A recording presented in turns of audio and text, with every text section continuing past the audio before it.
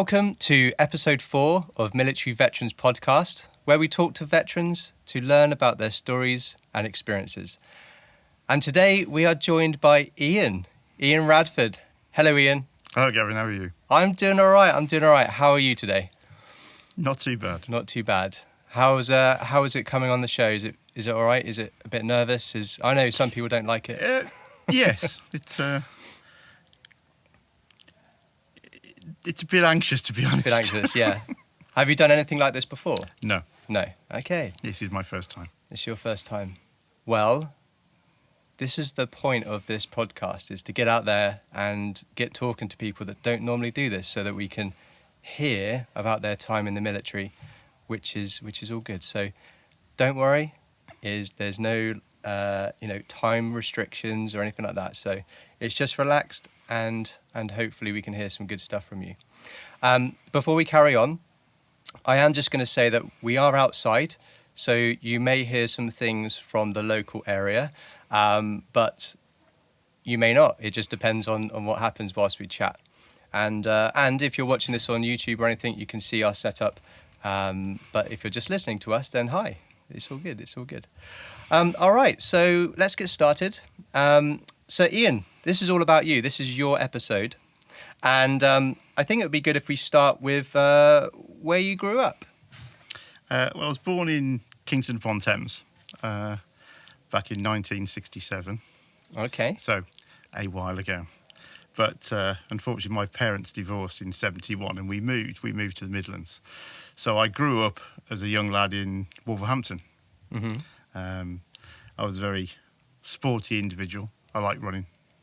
If I could walk, I'd run. Okay. I sort of run everywhere. So I was quite a shy child, really. I kept to myself more than anything else. Mm-hmm. I read a lot. But I did compete. I was quite good. I ran for Wolverhampton and Beilston. Wow. As between 11 and 16, so my sort of senior school time. Yeah. I didn't like football. I didn't like rugby. Okay. I didn't like cricket. So all the sports everybody else played, I didn't like those ones. But I liked basketball. I liked hockey. You did? Yeah. So I played the other sports, and I was good at imitating what I saw on the television. So when it comes to sort of field sports and athletics, I watched how they did it on the telly and went, well, that's what you've got to do. So I was always sort of outperforming other people because I sort of had an idea what the technique would be. Got it. So I did bizarre things, learned the pole jump into a sandpit because we had no mats. So using a pole vault into a sandpit was, you're 13, 14, you're bulletproof. Nobody can tell you what to do, you know. So it was that idea. And of course you had... It's one thing I told somebody a while ago, and they went, what? And we were talking about children. Children always think they're clever. And parents always say, what'd you do that for? Well, any kid will tell you. It seemed like a good idea at the time. Yeah. So trying to backflip off a building onto a bank, obviously that wasn't that good. Landed flat on my back. Did I kill myself? Oh dear. So,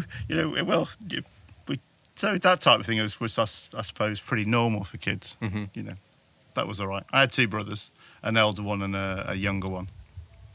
So in some ways that shaped how I do things now. Okay. My elder brother had everything new, first child. Yeah. I had all these hand-me-downs.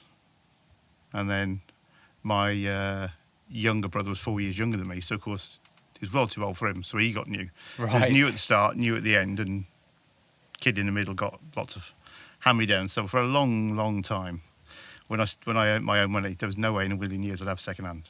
Mm-hmm. And I suppose in some ways, even today, I still I'd rather have new than second hand. Yeah. You know, and that's a holdover from childhood. I like things sort of carry on from how you were brought up.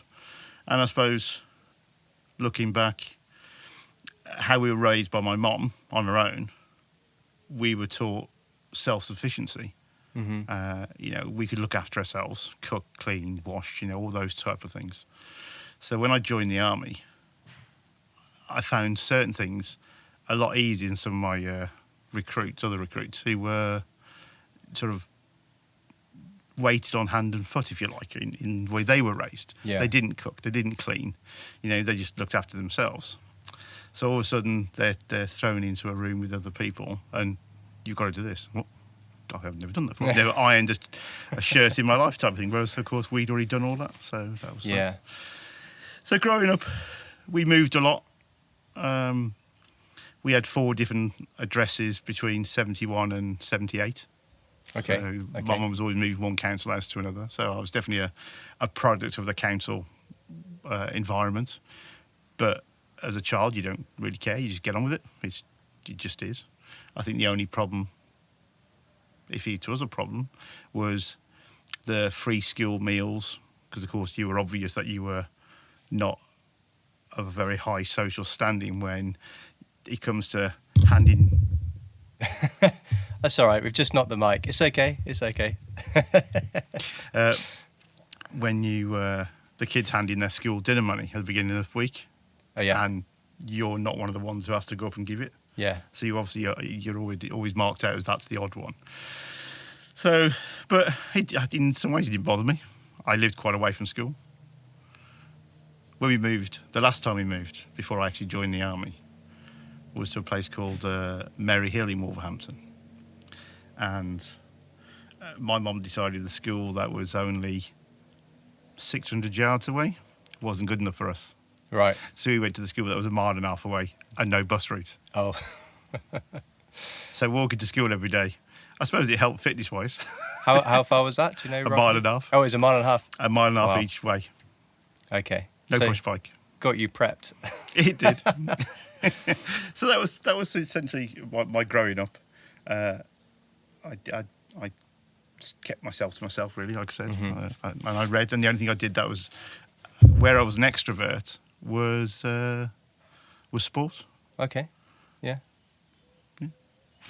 And then we lead on to leaving school. So I did what a lot of kids did at my age at that time. So what's this, 1983? You left school in 83, yeah? 83, Okay. 16. I don't want a job. They're going to give me money. So we just bummed around for about 3 months after leaving school. Mm-hmm. And a friend and I, we just got bored very quickly. And one day we just said, should we get jobs? So we went up the town, went into the jobs office, and I got on what was called a youth training scheme. The Youth Opportunity Programme was before that, the YOP scheme, but that wasn't well liked, and it was replaced by YTS. Okay. So you got £25 a week. No matter what you did, you got £25 a week. I got put with a building training centre, Henry Boot. So they taught people how to do building, but they also were a construction firm in their own right. All right. So I went there, and the first 3 months I learned how to do scaffolding, steel erecting, bricklaying, bit of plastering. I was rubbish at plastering. Plaster on the floor. Plaster on, plaster floor.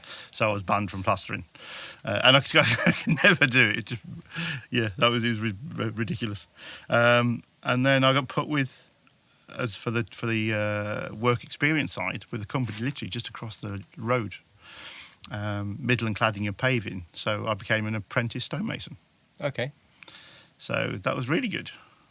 Some interesting times. We did natural and pre-constructed stone, so there'd be some sort of stone carving piece, which I didn't do a lot of, to be honest, because that's obviously very skilled. Mm-hmm. And at 16 and a half I was. But I did a lot of the pre-constructed stuff, so the coving and coping on walls, the caps on top of the wall, just to finish it off. Yes, yes. So we did a lot of that work across the town. And even 10, 20 years later, going back to Wolverhampton and going, I did that. That was me. That's cool. And it is a sense of pride. Yeah, so yeah. I get why some people who are in construction are really proud of what they do, because it's still there years and years later. And I really appreciate that. And I enjoyed it. It was good work. But it was an odd time. My brother had joined the army in 82. Didn't get our basics training. He had a knee injury, so he got Right. he got discharged. His was sort of just before May '82, so of course just as the Falklands was going on. Right. So that was obviously a big thing, and they were trying to rush people through training at the time. So, but he did make it. So he came back home. And then I 83 is when I left and went to work in the building world, and it was okay. It was not challenging enough. Right. The working with my hands, I was fine, and I got left to do some really interesting work. I did all the stonework on a hospital in just south of Birmingham, which was really good. I really enjoyed that. But you're apprentice, you're not paid very much. I mean, what was lucky for me is the company would also give me a little backhander of just to top my wages up. So it still was not a lot of money. Mm-hmm. And then we get to, which I think is your next question. Yeah. I think if we're at the same wavelength, it would be why did you join the military, and what part did you join? Well, in essence, I tried 3 times to join the army. Okay, interesting. So I was 16 the first time. So that was literally just after I left school. And I applied. Because I was 16, I'd take my mum with me. I went for the medical. So I did very well on the tests. I could pretty much do anything at the time. Obviously, my school life could do better. Right. I suppose that's very true. So the tests that you did, I did very well on all the tests. Went for the medical, and the doctor said, have you got any problems with this, that and the other? I said, do you have any problem with knees? I went, no. And my mum says, well, there was that time. And I went, what? So he grabbed my knee, so just show. So he bent my leg, so he's got ankle, knee, and he pulled this that way and pushed that way. So pushed my knee down that, and I went, ow. Oh, that's it, deferred. And of course, there was one thing I've never had throughout my career is bad knees. I've always had very strong knees, which has been good. So, no, deferred. I was fuming. And that was when you were 16? And that was when I was 16. So I was fuming with my mum all the way home, all the way on a bus. Yeah. And then I applied the second time.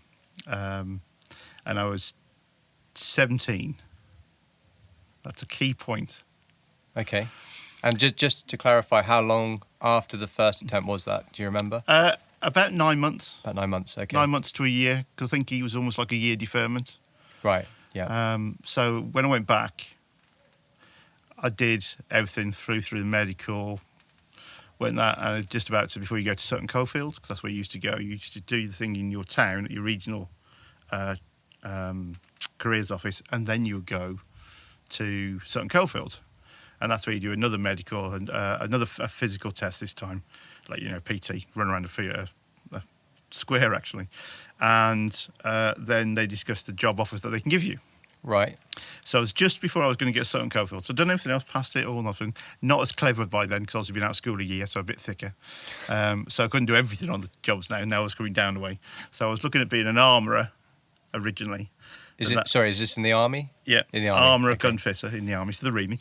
Right. The Royal Electrical and Mechanical Engineers. Okay. Then it was wasn't so good the next time. So literally, they're going to give me the date to go, and I got called in. I went, sorry, you can't join. And I said, what? He said, you're too old. What? He said, you're too old to join as an apprentice, and you're too young to join as a young soldier. Oh, no. I went, what? And literally, that's how it was. I'm absolutely honest. Wouldn't let me join. I was like, I couldn't believe it. No way. It must have been like a real tight thing. I understand how it's done today. Yeah. And I think it's a tragedy how recruitment goes today, to jump in right forward. So you have somebody who expresses an interest to join, and they may not turn up for a year to 18 months. The process is way too long today. That's today's standards. That's today. Right. Yeah. Because the way it's done and everything, it's just delayed. Mm-hmm. And we're screaming for them to come in at the training, because I deal with the training establishment all the time. And they are. So it's how it's today.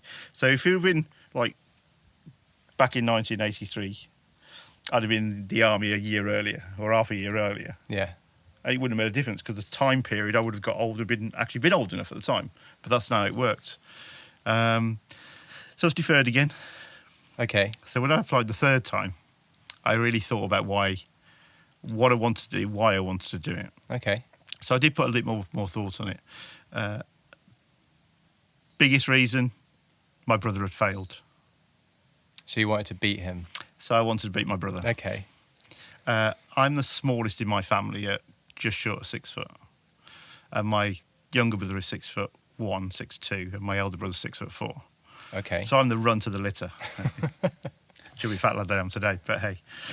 So I was very much the smallest one. So beating them at things, and we were all good actually, to be honest. We were all good at something. Mm-hmm. My younger brother was brilliant at team sports, so football, rugby, turn away, and he was a good jumper as well. Mark was very much a swimmer, bit of a fish in the water, absolutely brilliant, and a good jumper as well. So triple jump, long jump, and stuff like that. So we all had our fortes. I was the runner, so that's where I was good. So beating him was the important piece, absolutely. And the money side, I suppose, was the other one. So they were the two factors that made me pursue it as much as I did. But I thought, what if I don't like it?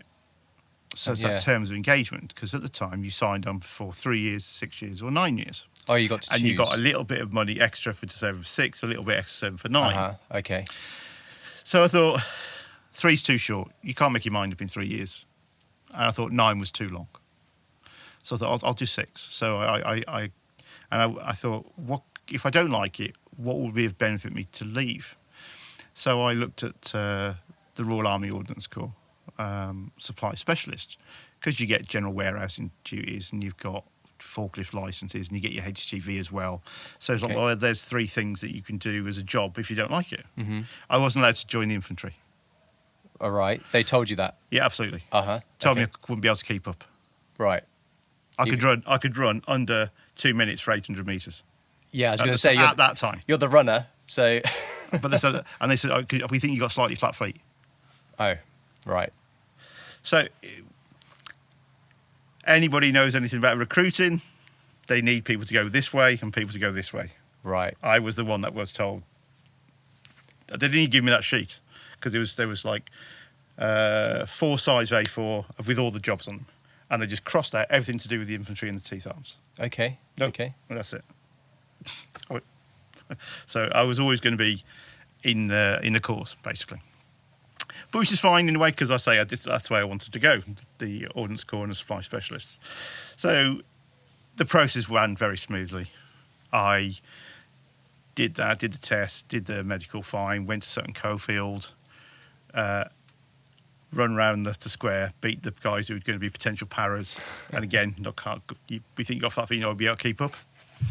And you're ahead. And I'm ahead. Yeah. So that was fine. And when it come to the actual part where they said, what job are we going to offer you? I said, I'm sure it's going to be supply specialist in the RAOC. And he went, yeah. Okay. And literally 2 weeks later, I was getting off a train at Deepcut. Nice. Brookwood Station. I'm just going to ask a couple of questions on that. Just to clarify, this is in the Army still. You're still looking at joining the Army. And for anybody that doesn't know that little abbreviation or acronym you've just mentioned, what does that mean to what part of the Army? You said RO... The RAOC, Royal Army Ordnance Corps. Okay. Today, that's been amalgamated. They amalgamated with 4 others in 1993 and became the Royal Logistic Corps. Uh-huh. So the trades have changed their names, but essentially the same, but they're all in the Royal Logistic Corps now. Brilliant. And what year was that? Because obviously you said 3 attempts to get in. 1984. So 1984, So you finally got in. I turned up at Brookwood Station in Surrey on the 11th of November, 1984. You still remember it? Remembering Remembrance Day is always a good thing. Yeah. So, as always, you turn up, and anybody who's been in the military can tell you the same thing when you arrive at the station, especially if it's like us. You arrive at the station, and there's all these young lads milling around, not having a clue about anything. Mm-hmm. Some never having been out of their own town. Yes, true. At all, you know. Mm-hmm. So it was a bit of a culture shock for a lot of them. A vehicle turns up, an army vehicle,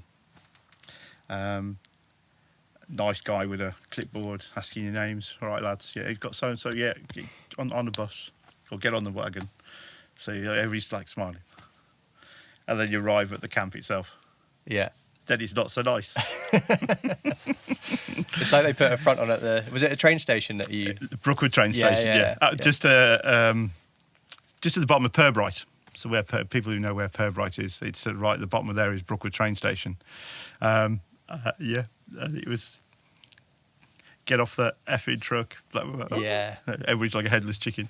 But because it was Remembrance Day, the soldiers were marching down to go on the square for Remembrance Day. Mm-hmm. Okay. So we were told quite clearly, don't you dare look at them, they're trained soldiers. Thanks for that. And it's basically we started running and didn't stop running until we finished. Yeah. Walking was not allowed unless it was proper marching on the square. I loved training. You did? I think a lot of that was I took to elements of it very well. The physical bit pays to be a winner. That's a good saying that's said a lot in the military, isn't it? Pays to be a winner. Yeah. And you if you're smart and you know you can't win, put the effort in the first time, put real effort in the second time to be the winner the second time. Mm-hmm. So that was it. So I mean, whenever it came to the physical side, I was laughing. You know, I was exceptionally fit young lad. So any of the runs, I got picked out very early on to do, marshing when you run on the road. So you the marshal. Yeah. So when you're marching as a squad or running on a squad outside the camp on the main roads, Yeah. you always have marshals, one at front, one at the back. And of course, I was always picked to those because they're the ones who run further because That's you're right. always rear mark to the front, you run forward, you hold the traffic up to get the guys march around all the rest of it. So I was very much doing that work. Gym work I was good in. I'd done gymnastics in school, so I was quite handy doing that sort of stuff. And it went well apart from two things, but one thing in the first instance. We didn't have a platoon sergeant. He'd left to go and do, as we found out later, the commando course. Okay. And I met him later. He was my sergeant major at a unit I was at later on. Right. So I met him again anyway. So we were led by a Corporal Robertson, who was an ex-Black Watch infantry. So proper soldier, Mm-hmm. Not us loggies. He was a proper soldier. And one of my training instructors was a guy called Corporal Mark New. He sadly passed away a number of years ago. He hated me with a passion. Okay. So it wasn't very good for me in that way. Do you know why? Don't know. He just said one day, I don't like you, and I'm going to make you leave. Oh, okay. And I stuck with it for, 5 weeks. I had an injury in the third week. I ruptured my Achilles tendon. So there was time getting fit. So I couldn't do any of the physical stuff anymore. So it was all more the academic side that you learn, which I was doing very well at anyway. But his attitude towards me was worse and worse. I took it so long, and in the end, I had enough. So I wrote my PVR, premature voluntary release. So it's your I've had enough, I want to leave thing. Courtney had left then. Don't know where he'd gone. I don't know. He may have been posted, as we know now what happens, but at the time I didn't know where he'd gone, but he'd gone. But it was the end of my tether. I was at the lowest I could get, and I gave it to the other corporal. He gave it to Corporal Robertson, who was leading our thing. He became an acting sergeant while we were there. And next minute, you wait for the call. Radford, get to the office. So you run at the office stand there, and the corporal's got my PVR, my premative voluntary release letter, and he goes, "What's that?" It's Radford's PVR. No, it's not. He took it off it, ripped it up, threw it in the bin. F off. Mm-hmm. I don't want to see another one. Oh, okay. And that was it. So they saw potential in you. So it's absolutely down to Corporal Robinson, who became the first Corps Sergeant Major of the Royal Logistic Corps, the reason why I was still in the army. Because he Nice. could have quite easily just accepted it and I would have gone on my way. Yeah. And I would have gone back to stonemason because they said to me years and years later that if you ever leave the army, you can come back and work for us. So I could have gone back to that. But it is thanks to Corporal Robinson, absolutely, Wow. that I stayed. Brilliant. My injury forced me to leave. I got returned in training, back squadded as it was called. Okay. So you didn't leave, you just Sorry, back yeah, squatted. bad term. Yeah, I got retermed because I couldn't do the physical activity because of the injury to my ankle. I wasn't allowed to. So I got called into the company commander, Major A.V. Gillespie, GM. You're doing great with all these names, I tell you. Usually I'm rubbish, but there are some that stick in your mind, of course, and they stick in your mind for good reasons, sometimes not so good reasons. Yeah. I got called in and I was told that I couldn't continue with my platoon, and that I would have to be back squadded because the injury wouldn't let me do the final exercise and the CFT, which is the combat fitness test, which is the 8-mile march with a rucksack and your kit and all the rest of it, and they're prerequisites to finishing training. So I went into a holding sort of platoon with other people who were injured that they wanted to retain. Okay. And we started again, and they put me all the way back. This is week 7 of 11, and they put me back to week 1. Oh. So again, anybody who knows, week 1 to 5 is the proper shouted at hard time because they're breaking you down to build you up. And of course, but I'd already done all that. To then come back to the start again was a bit soul destroying, to be fair. Okay. But I took it in my stride. My injury healed up very well, so I was back to where I was before, which is good. Back in those days, the basic fitness test was in boots, combat boots, lightweight trousers, so the green olive denims, and a t-shirt. And no one in our platoon did it in less than 8 minutes. 9 minutes, sorry, less than 9 minutes. I won every time. And each time they'd look at the watch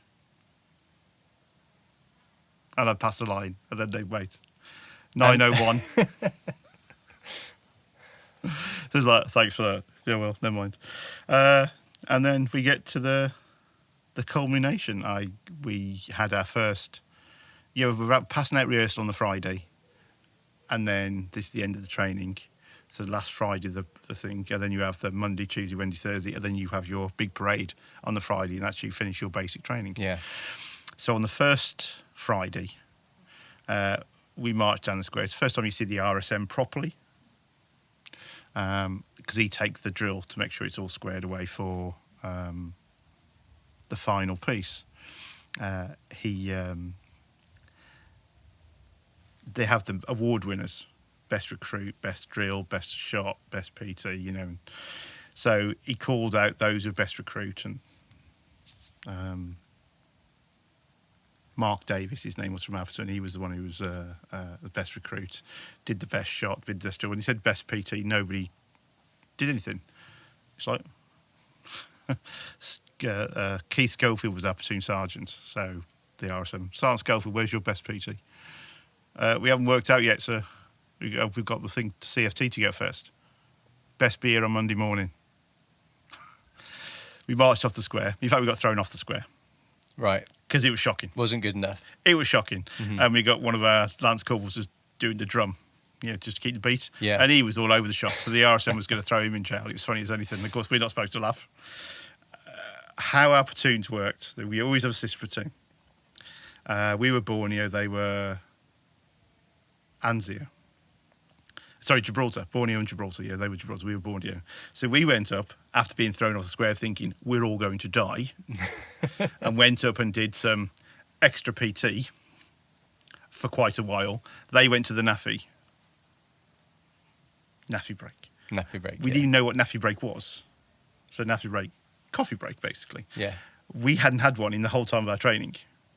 They were there all the time. So how their pursuit was and how our pursuit was treated, we're not the same. Quite. Absolutely not the same. But, so we got beasted to death. You know, we really, as it press up, sit ups, run around rifles on your head, the whole shebang of that. And then we got marched down for our final medical, and we were parading outside the med centre, and the physical training instructor, Corporal Kesh Fowler, another name. Yeah, you're doing well. And he just said, "Radford, yes, Corporal. Best of PT. Thank you, Corporal." That's it. And that was it. So I was best in training. Even though I was back squatted for an injury, I finished as best recruit at physical training. Nice. Well done. Well done. That's a story on its own. Yeah. So passing out parade, and I've said this many times in my work, what I do currently, and we'll come to that later, is that there is a defining moment in every recruit officer cadet's life, and that's standing on the bottom of the square, wearing your posh uniform, there's a band in front of you, and just before they start playing, platoon sergeant will say something along the lines of, "Don't you dare smile." Bang goes the drum, band plays, big cheesy grin, because you know you've made it.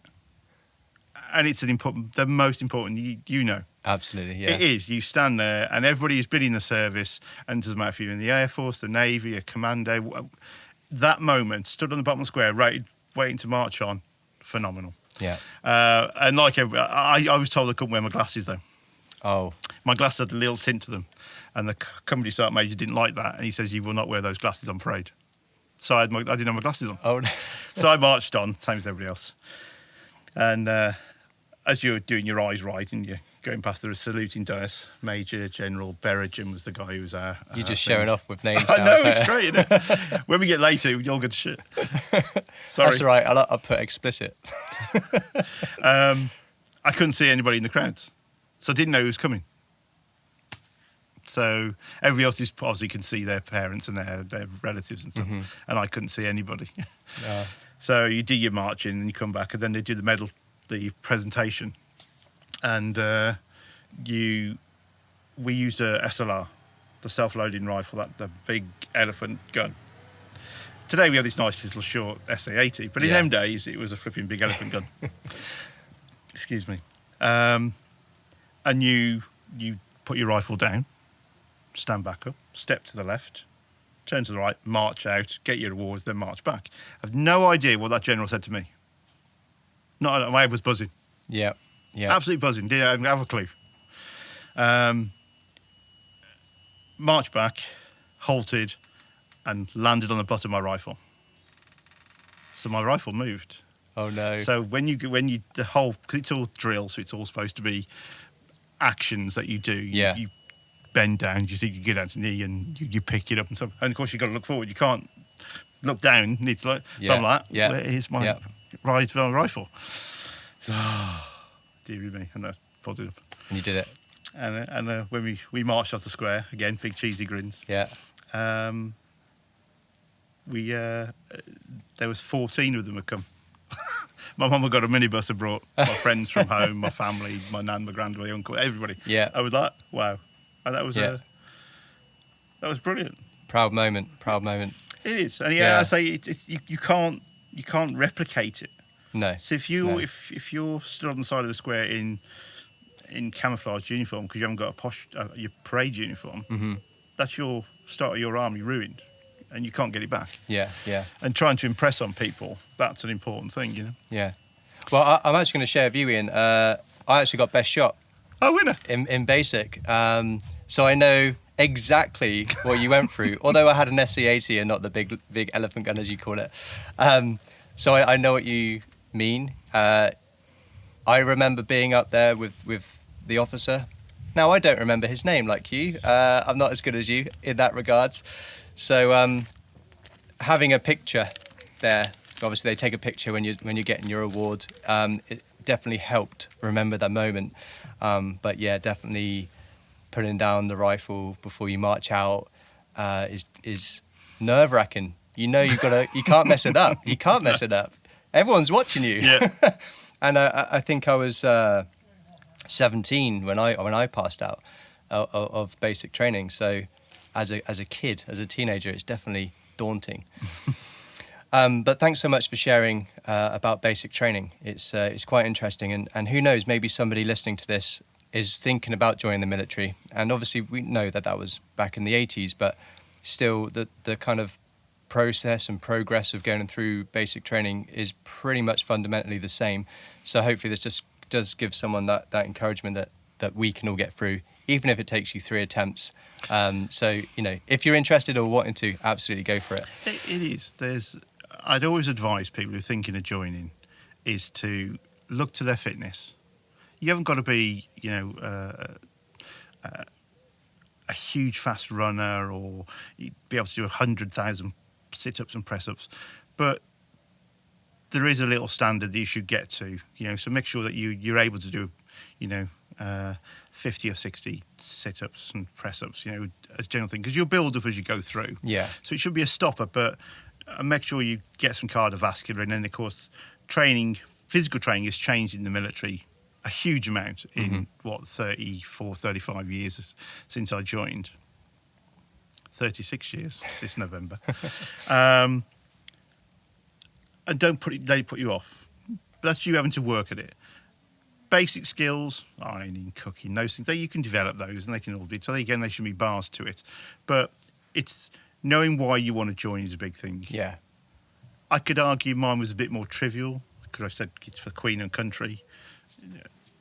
No, at the time. But I was 16, 17 years old. Mm-hmm.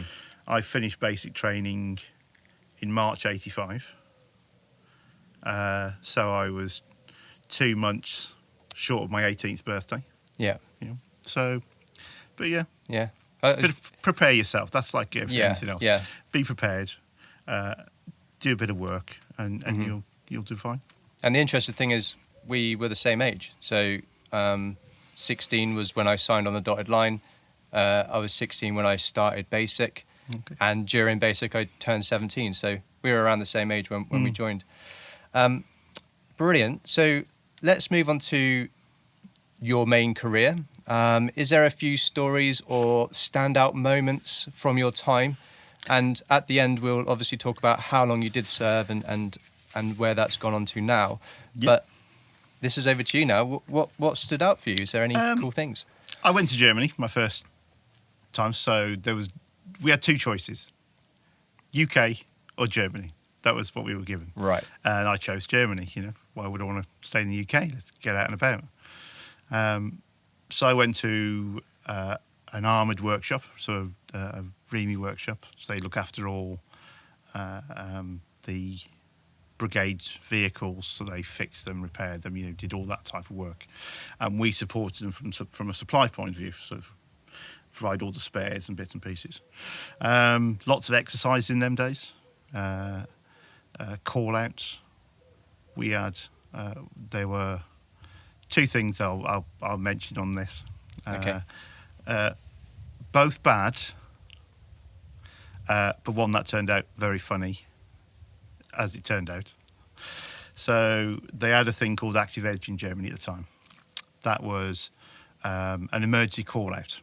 So the whole point of us being in Germany was to stop the advance of the Warsaw Pact, so Russia and its allies, from coming across the German plane, and we were there to stop them. Okay. So every few months it would be called, and we would have to get into work. I was a single soldier, and then we get detailed to go and get the married personnel from the married quarters. I was in Osnabrück, and our call-out location for the people we used to have to bring in was from a little town called Lotte down the road. So myself and this other guy, Alan Prime, get his names. You're doing really well. So off we went. It was a snowy day, snowy evening, sorry, because it was about 1, 2 o'clock in the morning. Light dust and snow, so not really deep. Woke up all the pads, all the married personnel who didn't want to get up, but keep banging the door until somebody answers. Yeah. And then on the way back, he lost control. We were in a Land Rover. These are the old Series 3 Land Rovers with the fuel tanks underneath the seats. Big caps on our fuel tanks like this, they are. Wow. And you open the doors, the seats off, under the cap, and fill it straight in through the top of the hole. Anyway, so we lost control, and we just span and span. And anybody who's been to Germany knows that on the side of the roads, a lot of them, there's these huge drainage ditches. You know, they are sort of 5 foot wide and probably a good 5 foot deep in some cases.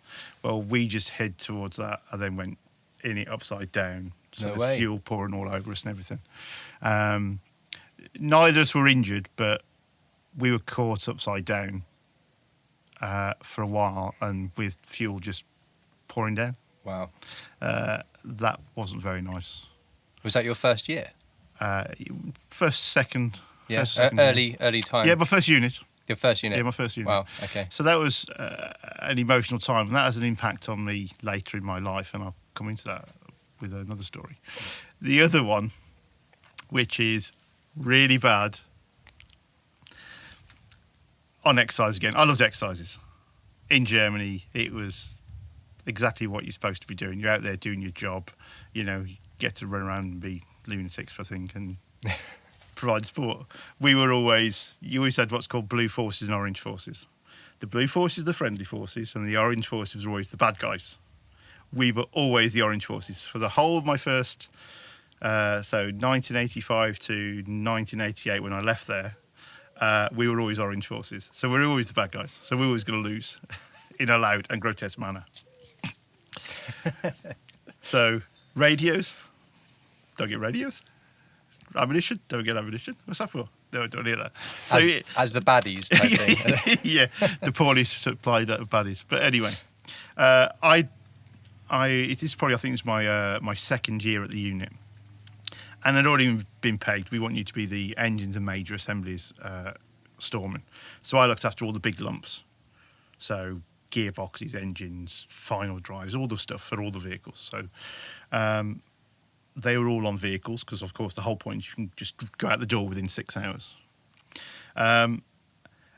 It's still SLR days, so all it's got is big rifle with a piece of the sling just is attached, sort of just the barrel and all the way down on the butt, and that's it. And you sling it over your shoulder, not like the Gucci sling you have with an SA-80. Yeah. So I did something that I wasn't supposed to do. I put the rifle against the wheel. Uh-huh. So I leant it against the wheel, climbed on the back of the vehicle, kicked the sideboard off or open. Yeah. I've done it again. Done it Keep again. hitting this thing. I do apologise. Yeah, so the vehicles were older than I was. The AEC 10-ton vehicles, commonly known as knockers because the engine would knock. Big truck. It's like they're made of cast iron. Right. These things were heavy. Yeah. You know, the sideboards are heavy. I used to use the forklift to put the sideboard back up again Oh my. because they're heavy. Yeah. Anyway, you released the last, went on back, kicked it down. So it went. And the rifle. It went, landed straight in the middle of so the edge of the thing hit the rifle right in the middle. Oh no. I'm 19 Yeah. or so. Yeah. My rifle ended up this shape. I turned my rifle into an L shape. What do I do? What? Yeah. What So did you do? So I put it behind my back. So the staff sergeant, and he went, "What's the matter?" So what have you done? So the strap got caught in the sideboard, and nearly pulled me off, and went down. So he says, Okay. "Oh, okay, Little White Lie. yeah." May have been a little while. I was like, he said, "You've got to go and see the TQ, the technical quartermaster." So this is a warrant officer class 1, the TQ. So I took it to him, and he was over the moon. And I was like, that is certainly not the reaction I was expecting. And he went, "I've never demanded a weapon on exercise before." That's brilliant. Take it to the armourer. Make sure it's knackered. It's an L shape, sir. It literally is an L shape. Yeah. And the armourer went, "What do you want me to do with that?" "Yeah, can you tell me it's broken?" Yeah, It's very good. Back to the TQ. He took it off me. I said, "Oh, brilliant! That's fantastic." And then 2 days later, I got a brand new rifle. Nice, shiny. Red shot, yeah. I was like, I was expected to go to jail forever. So when you said it was bad, it had a funny outcome. Yeah, so it was bad because I ruined a rifle and Yeah. did something stupid. Yeah. But it turned out to be quite amusing in the end. Okay. So that was that. I mean, I moved on from Abingdon. I wanted to go to Hong Kong, so I put Hong Kong on my preferential posting there, where I wanted to go. So that was an option back then? Yeah. Okay. Hong Kong was still available. I'd heard people who've been, I'd talked to them, and I was just mad keen to go, anywhere. I volunteered every year for any overseas posting. So Germany wasn't really classed as overseas. All right. It was an oddity. Yeah. It wasn't quite a home posting, but it wasn't quite an overseas posting, if you know what I mean. So all the overseas were your Canadas, Brunei, Belize, Kenya, all these things, in Hong Kong. And I volunteered every year. Didn't send me anywhere. Right. There were no tours then, really, no offer tours. Okay. Northern Ireland, but I was a loggy, so not really. And at an armoured workshop, you wouldn't have gone from there. Mm-hmm. UN Cyprus was a tour, which still goes on today, of course. Yeah, that does, yeah. But again, it's more teeth arm orientated. So again, you could be posted there, of course, but not tours wise. There was very, very few in my early days. So I asked to go as far away as I could possibly get from home, and I also put 15 Battalion RAOC, which is in Donnington, which was 20 miles from my house. Right. Guess where I went? Was it 20 there? miles from my house. But that was a great fit unit, and it has its own highs. I got promoted to Lance Corporal. Nice. I met my wife, my first wife, and I had my first child there. So it was a lot of firsts. It was a good time. I carried on playing lots of sport. I became Sportsman of the Year there. Good. The Nice. QMSI Archer. Oh, they're all over these names today. You're doing well. That's me yesterday. I went out a drinking clue, but today it's all good. It's all coming back to you. Quartermaster Sergeant Instructor, QMSI. So he's a Royal Army Physical Training Corps instructor. So he run the gym, and he arrived and he wanted to have a piece for this sportsman of the year, which hadn't happened before. We were a big unit. We're a major unit, 15 battalion. I got picked to represent my corps at hockey, so I became a corps hockey player. Nice. I got selected to go and play corps basketball. I wasn't good enough. Me and a Right. guy called Spike Webber, we both went down, both Lance Corporals, both went there, turned up at the gym, and they're already there, the proper corps team, and we went, yeah, we're not that good.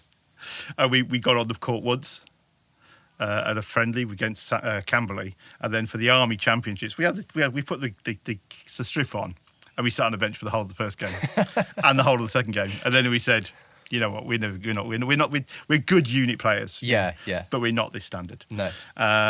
So he spoke to the Captain Shaw, who's the guy who ran the team. God, again. And he said, you're not going to put us on, sir. We know that. He said, yeah, well, maybe. I said, honestly, sir, we know. I said, we've had a great time. We've learned a lot, because we still did all the training. And he went, fair enough. I hope you enjoyed it. Yeah, brilliant, sir. Thank you very much. So we left. But, of course, when he came to this Sportsman of the Year, I'd been a corps hockey player and a corps basketball player. So I was head and shoulders above everybody else. Because one corps sport's not but two. Yeah. So, but I played 5 different sports when I was there. I swam a lot when I was in Germany.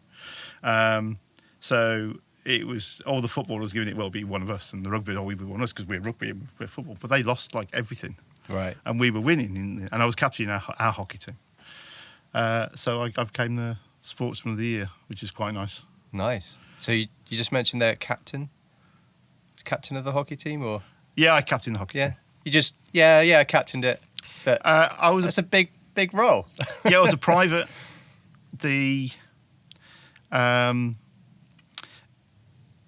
Hockey's odd in the army, in that it tends to attract more senior people. Okay. A lot of times. Okay. Certainly when I played at Donnington, we had 2 lieutenant colonels, so the commanding officer of 15 Battalion. We had the commanding officer of 34 base workshops, which is the depot element. We had 3 WO1s, a WO2, a staff sergeant, and then there were only 2 privates, me and a guy called Andy Penman. We're the only ones that are privates on the team. The CO of 34 base workshops, I was like, sir, like, what do we call you on the field? Yeah. He says, well, you can call me a see you next Tuesday. Depends how I play. And I went, he said, just call me John.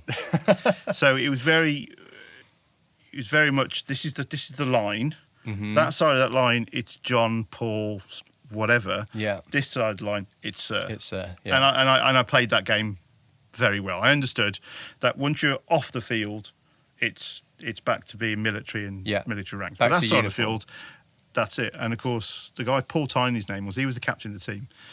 And I've been playing for about 6 months for Donnington. And then he said, we want you to be the captain. What? And we played all in Germany. So I'd been doing it for, 4 years or so. Mm-hmm. And so I became the captain of the team. Wow. Nice. It was good. So after that area, Donnington, did you go anywhere else? Did you do any tours overseas? Did anything pick up? Oh, yeah. Yeah? So, like I said, I volunteered to go everywhere all the time. Never sent me anywhere. Mm-hmm. Then I got married. Now it's time to go away. Right. Okay. Could I be bitter and twisted? No, not really. I got told that I was going to the Falklands. My son was 4 days old when they sent me to the Falklands. Oh, right. Yeah. And when I got back, now that's when I got there actually, this is 1990. Been there about 2 or 3 weeks or so, then the Gulf kicked off. So all our postage suddenly became indefinite. We were staying in the Falklands until the Gulf was finished. Right. And anybody who was in the military at the time knows it was over very quickly. The actual land war part was 100 hours, I believe, all told. Yeah, I know it's short. So you had like X amount of days of aerial bombardment and land-based bombardment, but the actual land war was 100 hours. So as it turns out, all our postings were shortened, not lengthened. All right. So I came back. Mandy, my first wife, she had been left alone completely because I wasn't on tour. Mm-hmm. Mm-hmm. So you had the people who were being families looked after who were on the op. I don't know what it's called. I can't remember what the name of the operation was for the first Gulf War.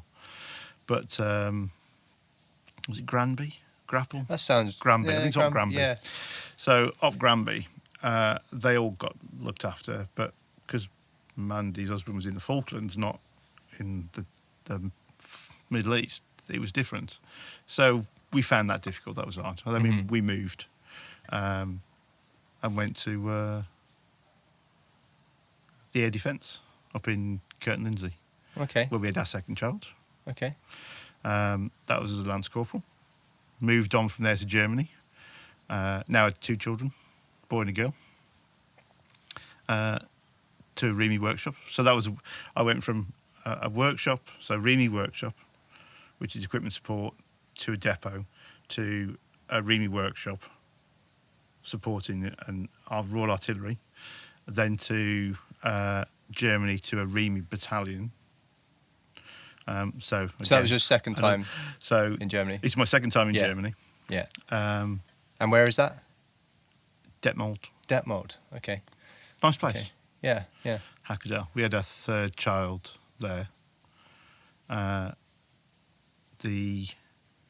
my first Bosnia tour. Okay.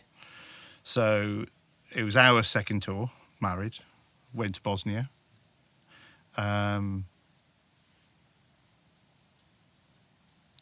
That was the part of that is going back to the first incident I talked about. So the tour was hard because it was rough. Infrastructure wasn't so good. We moved We went from being NATO forces from UN forces to NATO forces, so that overlap. 2005, 95, 96, sorry, my apologies. Right. 95, 96. Occupied what was called the Anvil, a space between Croatia and Bosnia. You know. So we moved up to a place called Sipovo, which was still burning when we arrived. It was proper thing. So it was winter. We're in an open barn in tents in the barn. Complete death traps. We had cardboard boxes which we flattened and put all across the floor, up the sides of the tent, up the roof. Bunk beds, no mattresses. Just springs? Just wire. Just wire? Just wire. So cardboard underneath your sleeping bag.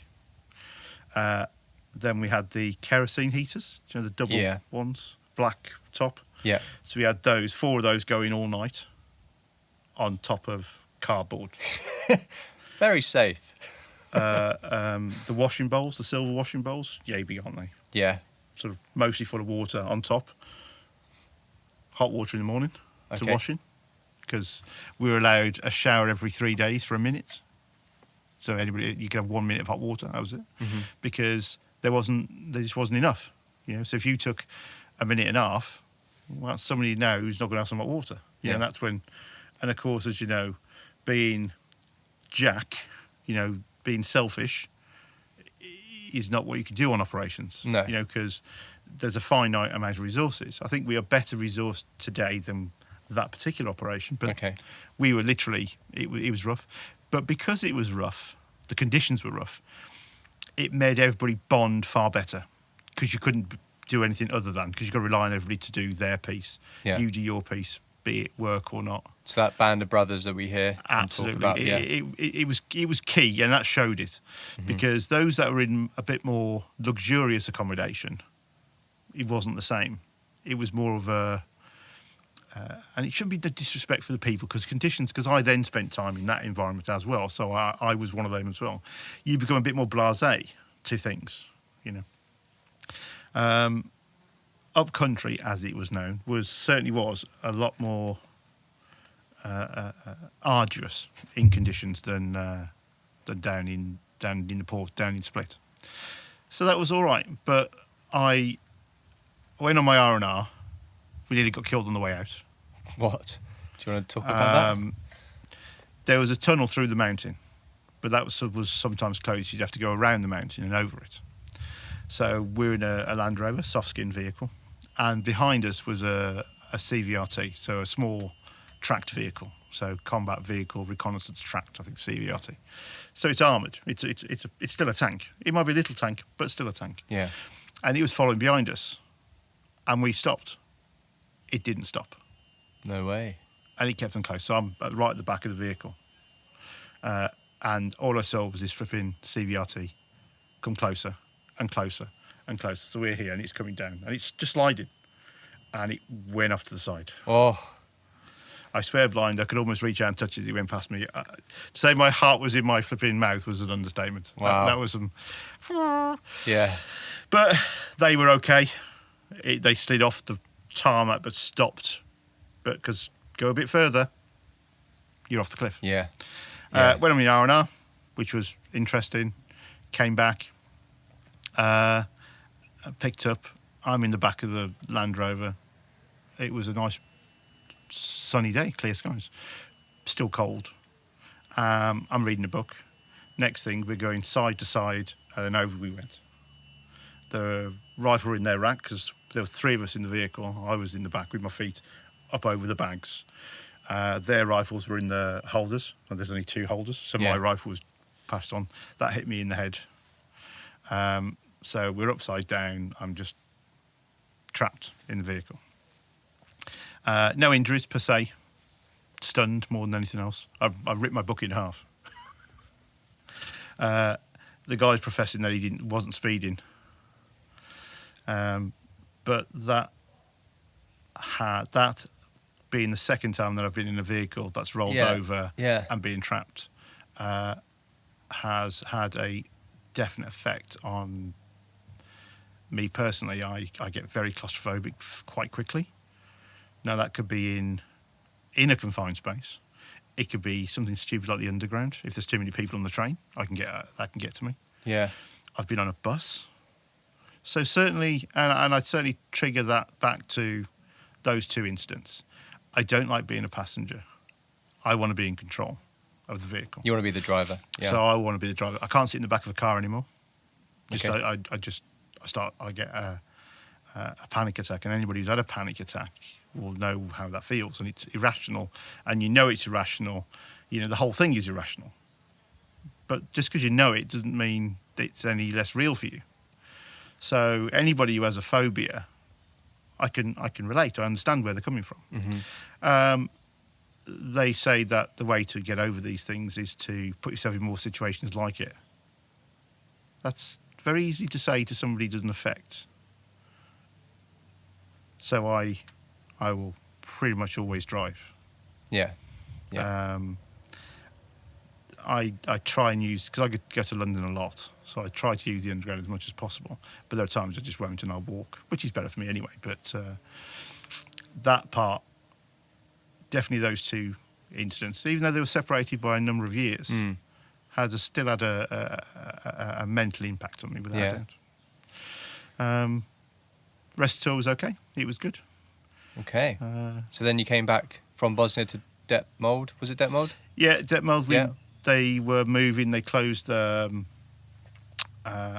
camp down, essentially. They were moving all the troops out of Detmold to Paderborn. So the unit moved. So I was the last military person in Detmold. Right. Because I was guard commander that day. Okay. So I actually handed over the keys to the German stat, the town. So I was actually based in Paderborn with the engineers. Whereabouts? So that was Barker Barracks. When was that?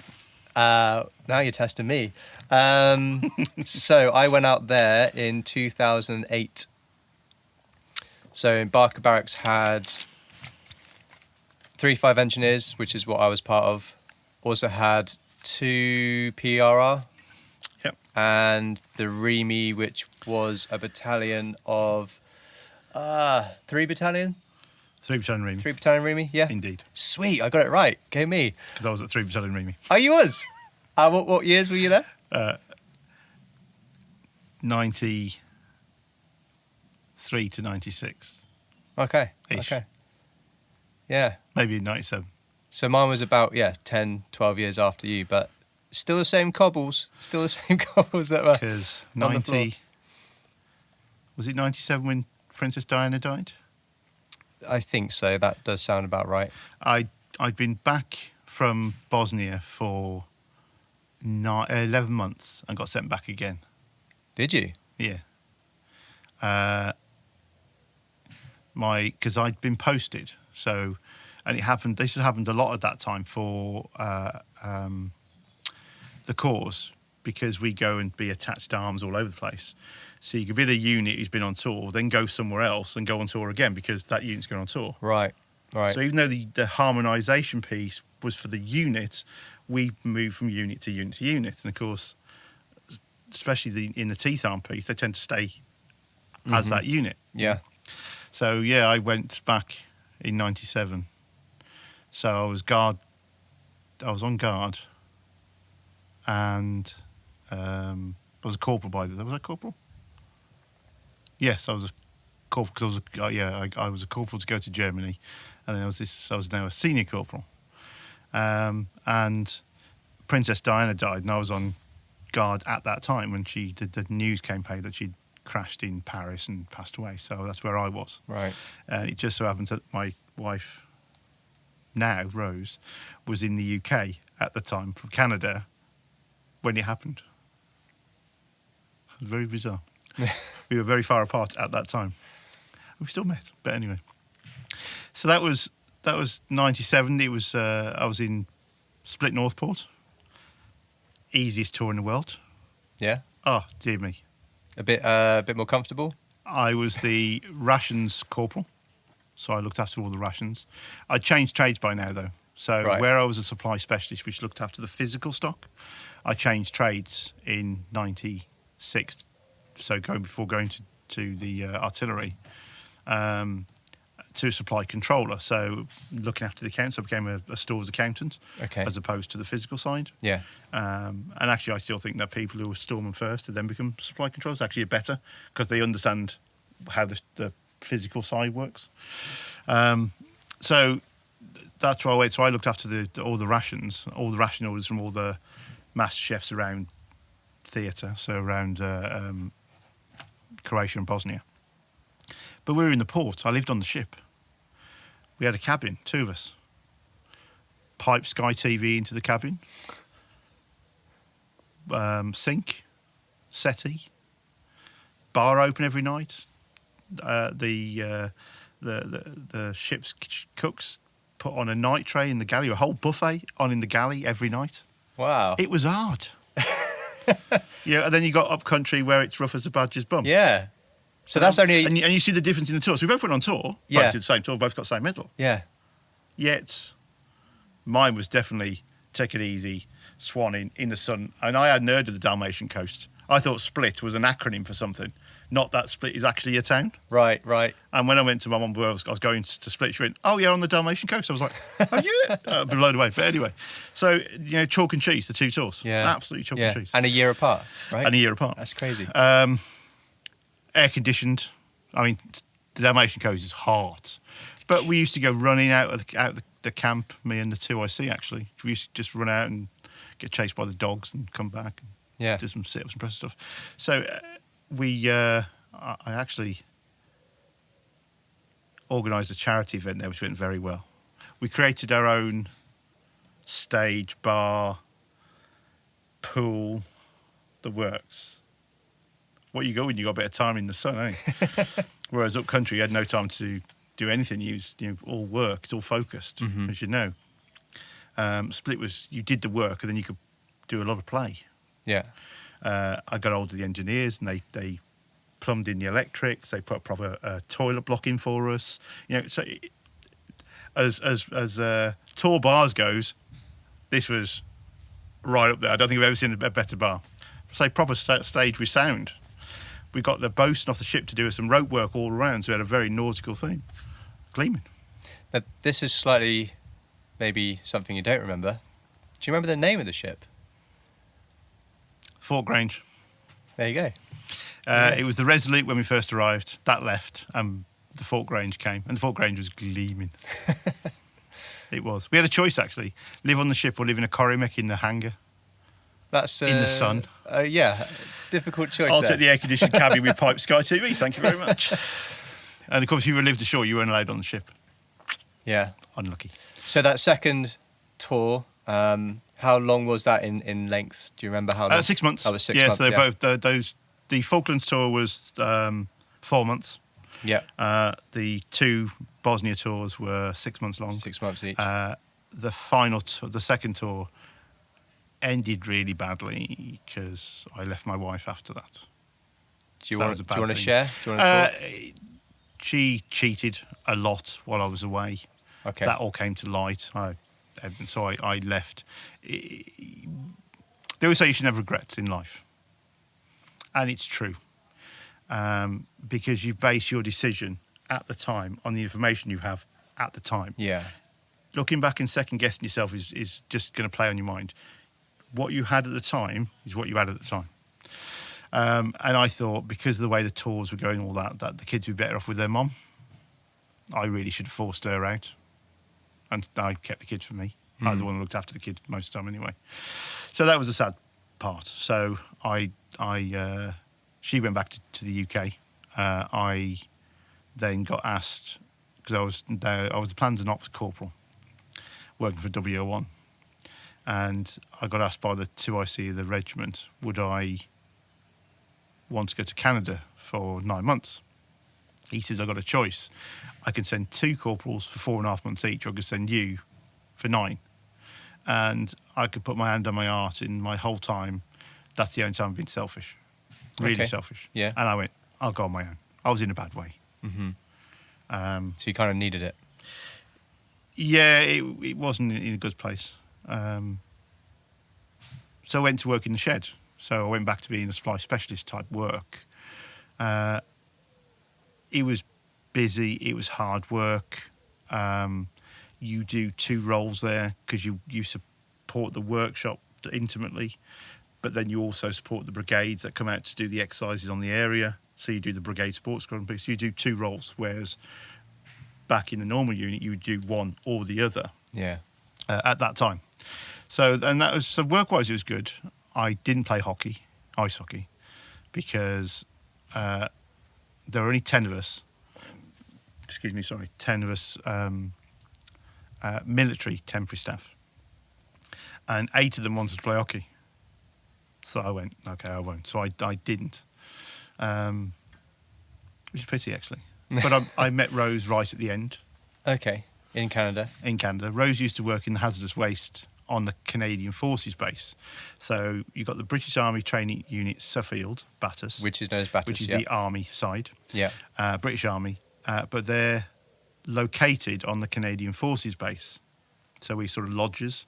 We're bigger than they are up on the camp, but at the end of the day, the camp is run by the Canadians because it is a Canadian camp. Okay. And Rose, as a civilian, was working in the supply piece, but she was looking after the hazardous waste. So I used to see this lady in the cookhouse.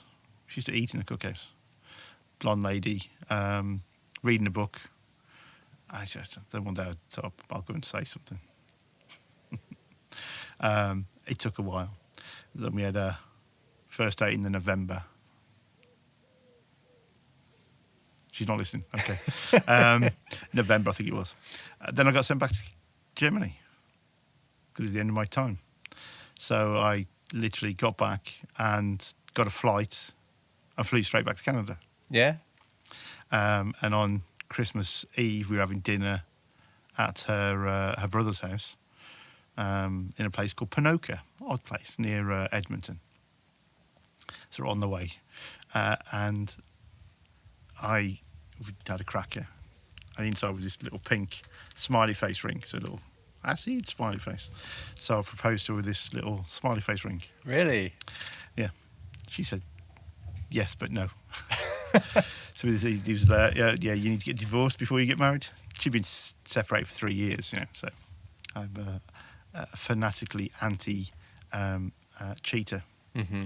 I hate people who cheat, the lowest thing you could do to anybody else, especially when it's a mate. Yeah. So that was very much how it was. I'd been posted to Abingdon on promotion to sergeant. I spent a long time as a corporal. I spent 6 years as a corporal. I'd almost come to the end, I think. Another year. My technical piece was always brilliant. I was going to say something else then. Was always very good, but one of the things I've always been bad at is the fitting in piece. And what I mean by that is that I'm not one just to go and get drunk every day or every Friday or every Saturday. I've done it, but it's not what I do. And of course I don't play football, and that was a big thing. So being part of the football fraternity or supporting football, I'd rather watch paint dry, to be honest. Okay. It's not my thing. It never has been. I'd rather watch American football, baseball, basketball. I'd rather watch something else. So because I didn't do the mess thing or the bar thing, the social thing, as much as I really should have done, I definitely think it held me back, because your annual report is not always about work. That's about work. This is about what else you do. Yeah, outside your role or something like that. So, and I'd always done things, and the sport was always there. But it was definitely a case of, if I could have got on a bit better, I think, take a bit more advantage of the social side, because it puts you out there. You can't be a wallflower in a way. You've got to be able to put yourself forward. And I'm not the shy 18-year-old I was then, at the time. But I say, and for whatever, 6 years I spent as a corporal, which is a long time to stay in any rank. But that's some good advice right there for any new person that's looking at joining. Put yourself out there, do something maybe out of your comfort zone or maybe out of the normal role, which will hopefully aid in progress. Yeah, absolutely. Progression. And it has to be appropriate to your rank as well. Of course, yeah. Later on, I had a sergeant who worked for me who wanted kudos for organising a sports afternoon. And I went, no, you get no kudos for organising a sports afternoon. I said, a private organising a sports afternoon gets some kudos. As a sergeant, you should be doing a multi-activity exercise with an admin instruction. Yeah, yeah, What? I said, that's Yeah. your level. There's levels. yeah. And you're not a private. You know, you're there now. You're in that middle piece. So everything should be that much more elevated to get you kudos. That bit I get and understand. So it was all right. So you went from Paderborn to Abingdon, is that right? And then, was that the last place? Or? So Abingdon was, I went back to Germany. Sorry, back to Canada. So there was a chance. Is that what? Am I in the right place? Oh, yeah. So they needed somebody to go to Canada to outload Challenger 1 and inload Challenger 2 from the spare side. And the guy they picked didn't want to go, mainly because he was doing his final piece of a degree that open university degree that he was doing, and he didn't have the time. So he said, well, isn't your fiancée in Canada? Yes. Do you want to go? Absolutely. So I went out there for a project, you know, as a sergeant. I did a lot more while I was there, because I tend to. The plan was to come back to the UK, get married in the UK, so to come home on a fiancé visa, sorry. And we decided that's what we wouldn't do. Okay. So I had R&R, rest and recuperation as it's known. Yeah. And we flew to Las Vegas, and we got married in Las Vegas. Nice. We literally arrived, phoned the chapel, can we come and get married today? Yes, if you can be here in an hour, we can fit you in. We went round to the Clark County Courthouse, got all our marriage bits. Technically, legally, you're now married. Went to the Canterbury Chapel in the Excalibur Hotel, which is on the Strip, where we were staying. Yep, one of my favourite hotels. And got married by Merlin. Nice. And that was my birthday in 1999. Okay. Yeah, we celebrated our 20th anniversary last year, so 2 years. 1999 we got married. Brilliant. So when we got back to Canada, I got dragged in front of the RAO, the Regimental Administration Officer, who was a captain. And he was, who said you could get married? I did, I said. Oh, I'm not trying to give you our time. Good, sir, because I'm not taking it. Like, no, sorry, this is my private life, got nothing to do with you. And then he said, I suggest you get a Justice of Peace and get a Canadian marriage licence. Okay. It'll just make your immigration far easier. Thank you, sir. Nice advice. Which is exactly what I did. So we got married again on the 29th of May. All right. So we got married on the 16th of May, my birthday, and the 29th of May. So we had it twice. Brilliant. So that was good. I moved on promotion from Abingdon. I only did 2 years there. So when I got promoted to sergeant, I was content. And I said to Rose, I said, if I never get promoted again, I'll be quite happy. I'm quite happy. Then I got selected for staff sergeant. And I said, if I finish as a staff sergeant, I'll be very unimpressed. Right. It galvanised me to move on. Okay. You know. Okay. So, because I wanted to be a WO1. And timing wasn't quite for me. So 2 years as sergeant, got my staff sergeant. I had major run-ins with my new OC when I went to the engineers. So where was that? Where did you move This is Wimbish. Now, Wimbish. I'd already been told by lots of people to serve with the engineers. Great people to work for, you know, or to be worked with, you know, in regular field type engineers. We are very good, yeah. 3 engineers do a fantastically awesome job. Mm-hmm. They really do. They're the explosive ordnance disposal guys. EOD. And they have a lot of pressure. I didn't find it particularly brilliant to work there. at the time. I had run-ins in with my REME OC. I was a senior RLC guy because we've already changed now to the Royal Logistic Corps. Okay. So, push away when I first got there, I was told you're not to change anything in the stores section unless I say so. I'm the senior RLC person here, so I will decide whether it needs to change because I'm the flipping SME in this case, not you, sir. Yeah. And so we had run-ins a few times of various things. My big thing in life and in my job is always, I have a customer, they need their bits. They need their bits to fix that vehicle so that infanteer, that artillery guy, that tanky can go and do what they need to do in an operation environment. That's it. I'm a little cog in that chain. But if I don't do my job, they can't do their very important job, you know. Yeah. So we all have our part to play in the whole piece. No matter who you are, what job you do in the army, everybody is linked to that person right at the front, either in a tank, at an artillery piece, or in a trench, to do what they do, you know. And that's what you have to reinforce to your soldiers as you go on. That's what you're for. Don't belittle what you do. It leads to this. This is the whole point of it. It all works together. Absolutely. Yeah. One big machine. And I like that interaction, making sure that guys and girls can get and do what they need to do. So I like the customer service side really much. So and I very much that way. So and I'd said to the ASM, he's called the Artificer Sergeant Major, a W1. If you ever have problems getting your bits, then that's time to have a go at me about how I run my store section. Well, I said, do you have a problem getting your pieces, getting your spares? Well, no.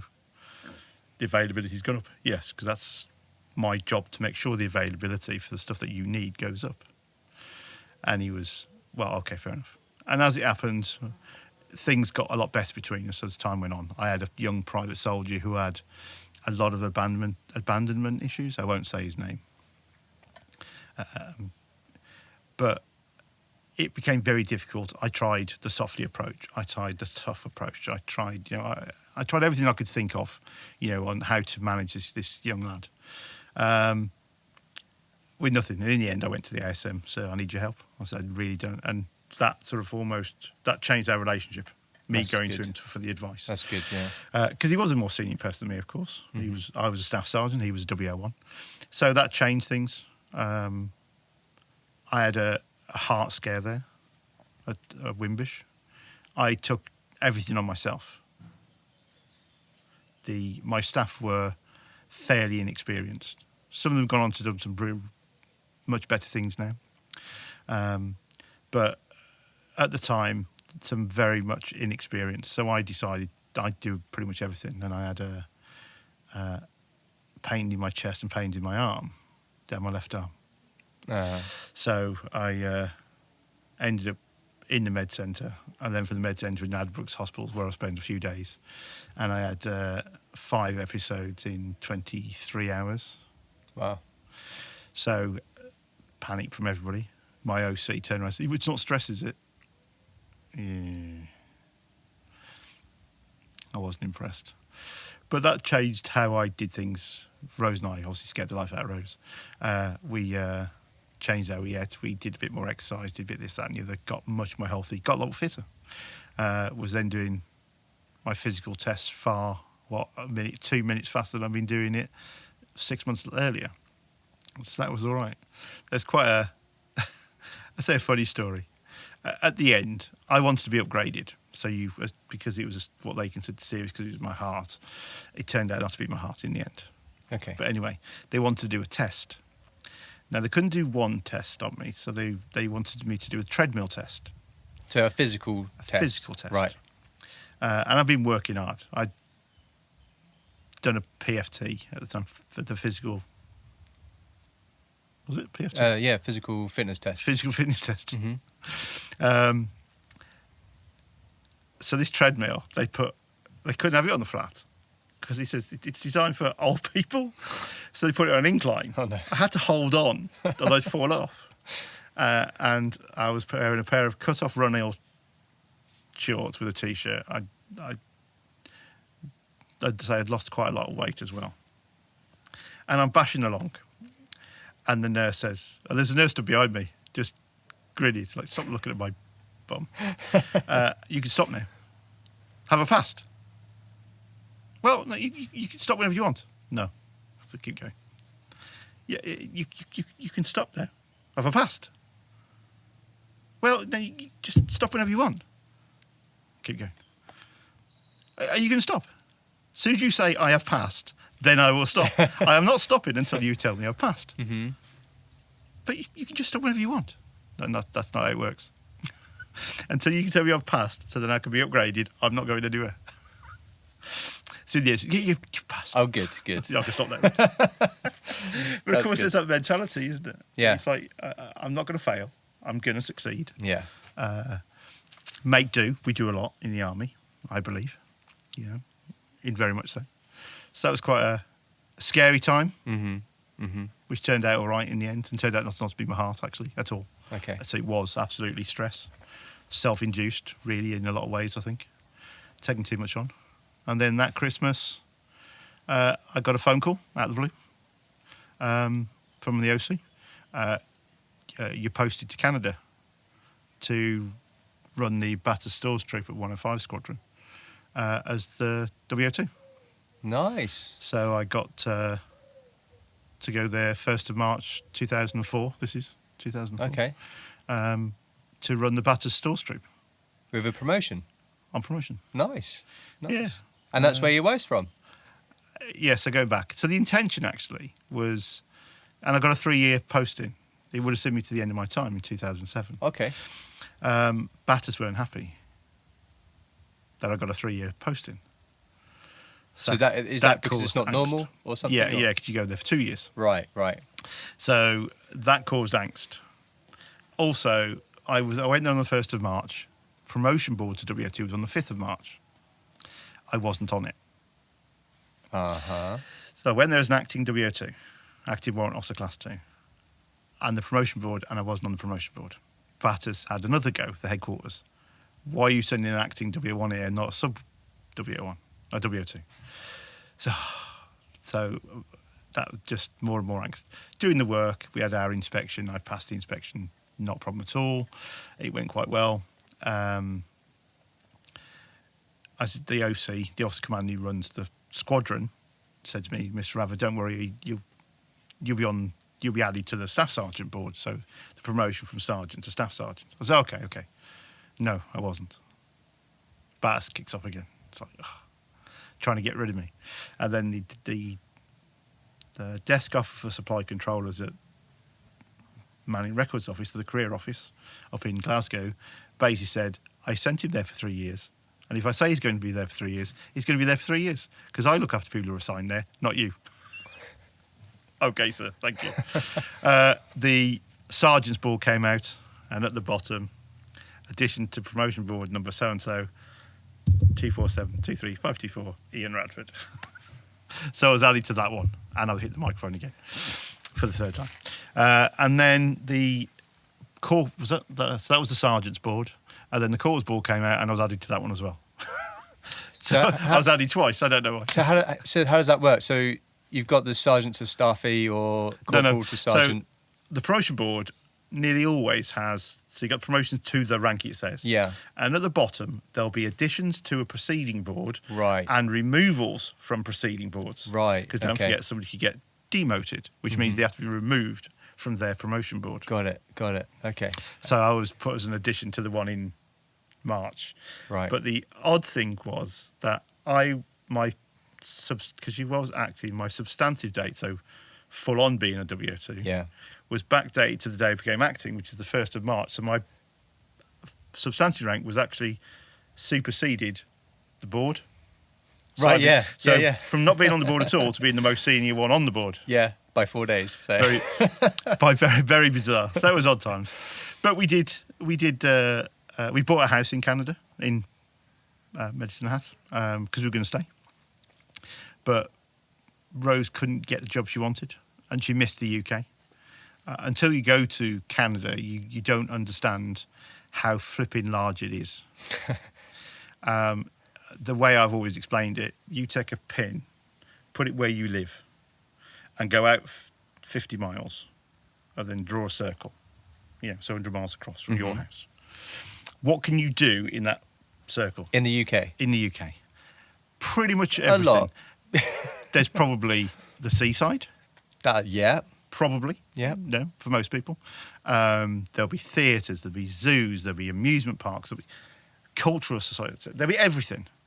Do the same in Canada.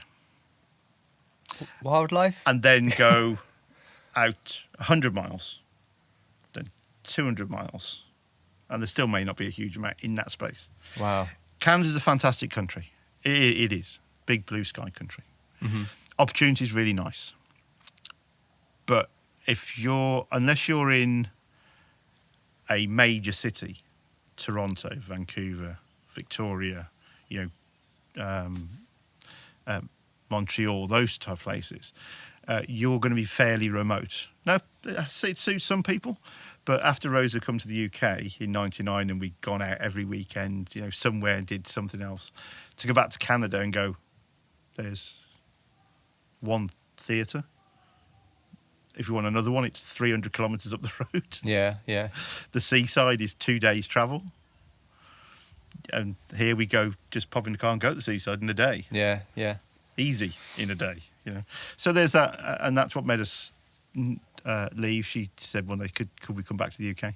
Okay. Yeah, we should rather be in the UK. So I came back to 4 Battalion Remy in Bordon, Hampshire. Okay. Rose went to work in Oxfordshire, off for Oxfordshire County Council. It run out my time. My end of my career was unusual. So as a staff sergeant, I had my own store section.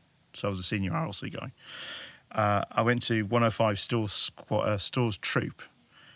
It's the only stores troop in the Royal Logistic Corps that is managed by a WO2. All the others are managed by a captain, a WO1 and a WO2. It was the biggest stores troop in the army as well. So it's a big feather in my cap. And then I left there, came to 4 Battalion to set up a brand new store section. Right. I arrived, it was just me. 3 months later, we had people, vehicles, stores, and the computer. And I went out and supported the brigade on exercise, the unit on exercise. So one of the nice things was when I had my initial interview with the commanding officer of 4 Battalion, Colonel Armstrong. This is because he didn't manage to speak to me for 3 months. He's a busy man, of course, running the battalion. Yeah. And he says, Mr. Radford, if you do nothing else while you're here, you've done enough, which I thought was a nice comment. That was nice, yeah. So that was it. And then, of course, this is 2005, 2006. My career was up in 2007. So the transition piece, this is obviously a big piece for everybody. Yeah. Because it happens to pretty much everybody. So before you get into that, I'm just going to ask, you left 2007, you said? So 2007 was... That's my termination That's date. your termination. So at that point, how long had your career been, and why did you leave? Was it a case of it was just the end of the time? That's my next... So, I said earlier on that I signed up for 3, 6 or 9, and I signed up for 6. I actually changed that after a year to 9. Okay. Because I enjoyed it. I really did. And I enjoyed my career as a whole. There were far more good things than bad things. There's bad things in everybody's job at times. The advantage for us in the Corps is we get to be assigned after 2 or 3 years. You go somewhere new. I like going new places. That's always very nice. A career for a other rank, so a non-officer, is 22 years. It's called colour service. You do 22 years colour service. We were given the option to serve 3, 6 or 9 of that, and then means we would leave after 3, 6 or 9. Could leave after 3, 6 or 9. Number 4. Number 4, I'm sure there'll be more. At the time, as I was in BATUS, this is 2004, 2005, the Adjutant General's Corps were doing a thing called VENG, the Versatile Engagement. So it gave people an extra 2 years, or the possibility of an extra 2 years. So go from 22 to 24. The director of the Royal Logistic Corps didn't agree with it. So there was no Veng. So I had no choice. At my 22-year point, I would be leaving, which would put me in May 2007. Okay. Part of the transitioning process is you're allowed what's called resettlement. It's a resettlement program. You have a little grant to do some training, £534, I think mine was. And that's to do courses of whatever you want to help you get a civvy job afterwards. You get what's called graduated resettlement time. Excuse me. GRT, so drinking carbonated water. Graduated resettlement at GRT. So they are days off, paid days off, for you to do something. To do the course, to go job hunting, go house hunting. Because, maybe you're in a married quarter, so you need to leave to find somewhere to live. So that's 35 working days. So 7 weeks off, basically, is what you get. And you get to use those and the grant in your last 2 years. I'd come back to Bordon in Hampshire. We'd bought a house in Didcot, which turned out to be quite good. So I had somewhere to live. So it's more about what can I do? So that is that transition.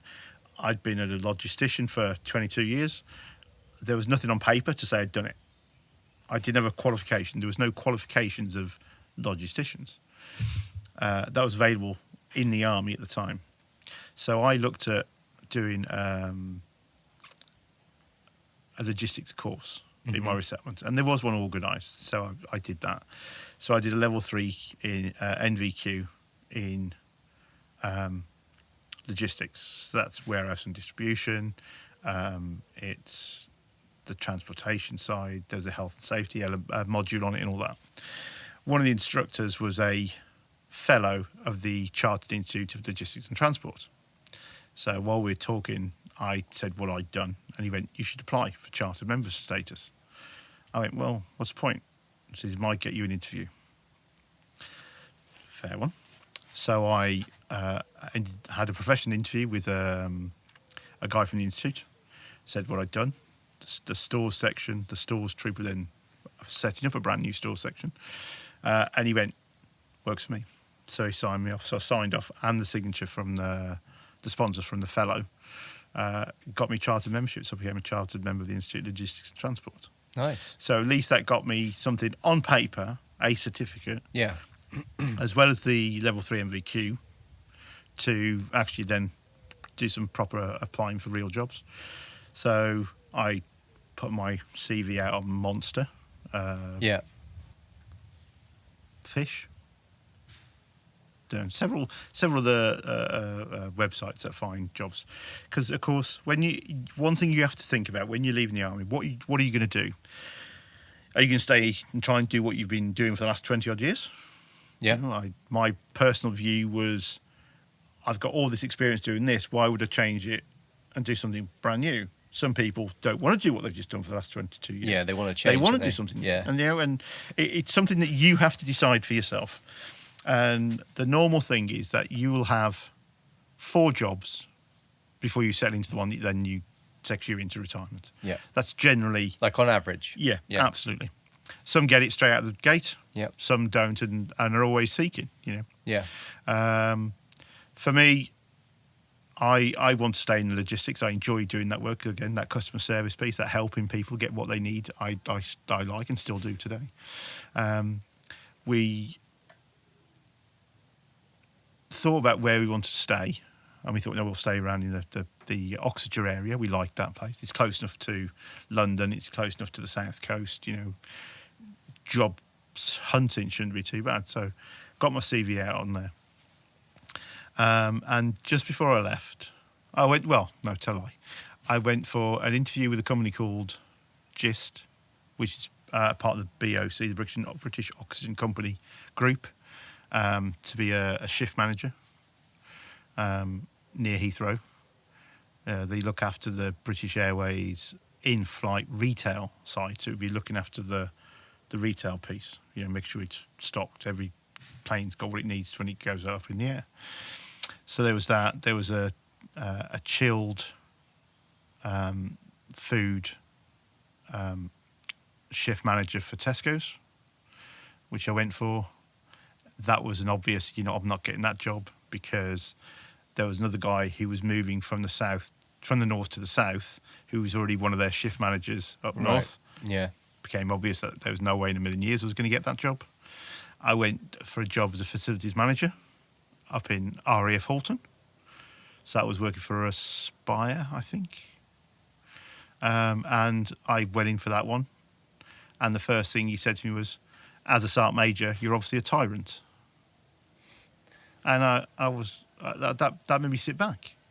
So you've judged me, and you don't even know who I am. Yeah. Your knowledge is also incorrect. I'm not a Sergeant Major. Yeah. You're a WO2. I'm a Warrant Officer Class 2 Staff Quartermaster Sergeant. That's my full rank and appointment. Quartermaster. Stores.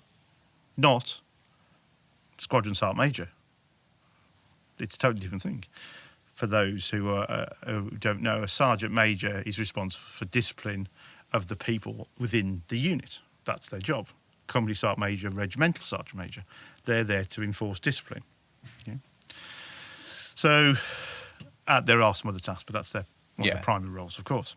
So, of course, then to say that without knowing me, that my management will be styled as a tyrant, and that just threw me. And I said to him, so I'm not going to get this job, am I? He went, well, no. So why did you call me for an interview? I've travelled from here to Halton to get it. So, and that threw me a lot, that did. I was annoyed. I got the job with GIST. Oh, you did? Okay. But it turned out that when you looked at the pay pro rata, 10-hour days for 6 days, and then a few days off, actually wasn't worth the money. When you factor in the actual wage, the travel there from Oxfordshire down to Heathrow every day, it just wasn't worth it. And then I got a call from a company called SCS, Supply Customer Solutions, I think they're called. I could be wrong. But essentially they provide people, contractors, to firms, short-based contracts, usually very well paid. And would I like to go and work at Defence Clothing up in Bicester? So as manpower substitution in the civil service. I went, well, I'd run the clothing store in the Falklands, my second tour. I did 3 tours in the Falklands all told. And the second and third one both to run the clothing store, the barracks store, and be the estate warden. So manage the Married Quarter estates in the Falklands. So I thought, well, okay, it's different. My forte was equipment support, supporting workshops, engineering workshops. But I'll get to that. It was in Bicester. It was only 20 minutes up the road from Didcot. Yeah. Nice. Yeah. Loved it. Yeah. So, absolutely loved it. So that was what you went for. That was your first job. So that was my first job military. Out of it. So my start of my termination leave was the 1st of May, and I started working on the 5th of May.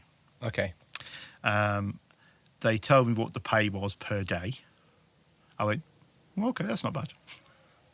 And then the day I started, they told me they got the pay wrong. Oh, it was an extra £30 above that per day. Oh, wow. So I went, thanks for that. I was the assistant customer liaison officer for the Army. Right, so you're still connected. So working for the Ministry of Defence. Yeah. And it just so happens, when I went there, I bumped into the commanding officer of 15 Battalion RAOC. So when I was a private Lance Corporal all those years ago, wow. The CO was there, wow. and he said to me, Mr. Radford, you should learn to let go.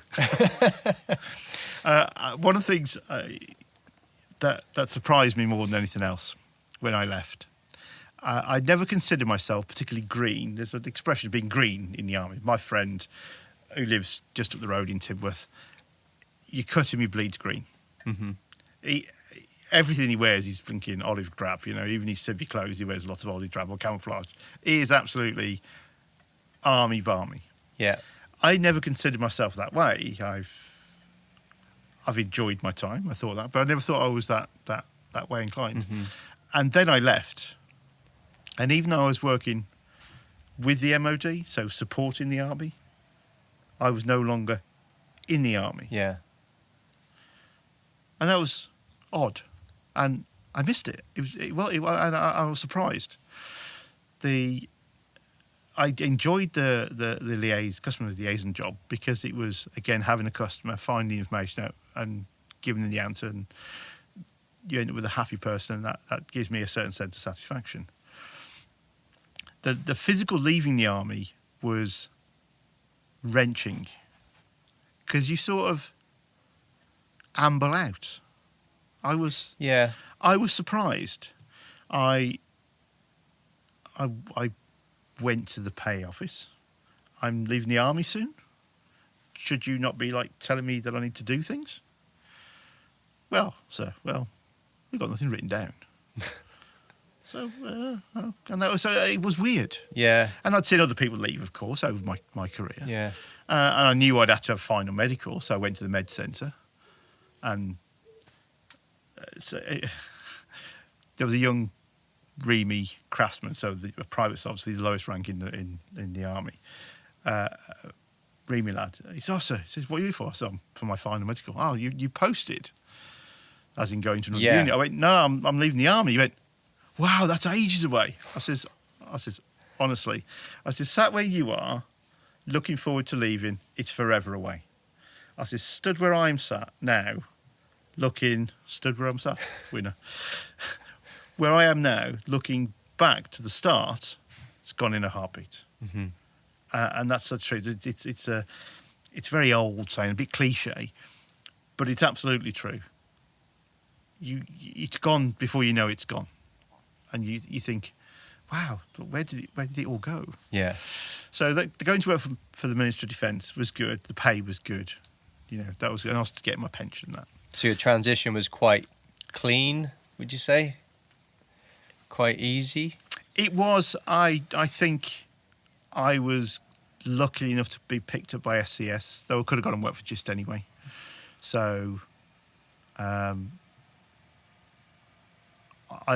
apart from the Halton one, every job I applied for at the time I got. Right. So you didn't have too much rejection? No, not really. I'll give you one instance in a minute, which is odd. Even though the contract job was good, it was never going to be forever. Right. It was covering a gapped post. Okay. So if they recruit for somebody in that post, I'm off. And no job. If you don't work a day, you don't get paid for a day. Right. You get paid for every day you work. So even though the pay per day is good, if you take 6 weeks holiday, which is about average, so you work for, 44 weeks, 46 weeks a year is what you work, and then 6 weeks holiday with the bank holidays and all the rest of it. A holiday suddenly becomes very expensive because you take 2 weeks off, that's 10 days of not being paid. So you have to offset the two together. Yeah. I didn't take many days off. Okay. So I knew it was going to end. So I started looking for proper jobs to start hunting. Two that stand out. One I got and one I didn't. The one I didn't was working at Buckingham Palace. Okay. They wanted a transport manager, and it would suit a warrant officer, supplier, or a transport guy, because that's what it is. So I thought, I'll put my hat in the ring. I'll give it a go. I've done transport before at times, and I've managed big organisations, in my own right. So I got an interview at Buckingham Palace. Wow. Now, people who know me, especially who've known me for the last 10, 15 years, because that's still in this century, which sounds really odd. So that's 2005? It is, yeah. Wow. So really, at the end of my career and since, they will say that I'm a confident person. I come across as confident in my work, how I address people, especially in the business. So I was like a burbling bum at this interview. I'd sold myself out that job before I even got in the door. I know. I was overwhelmed at the place. So it was at Buckingham Buckingham Palace. Palace. You had the interview Yes. at Buckingham as Mr. Radford. Yes. I was interviewed by the Crown Equerry.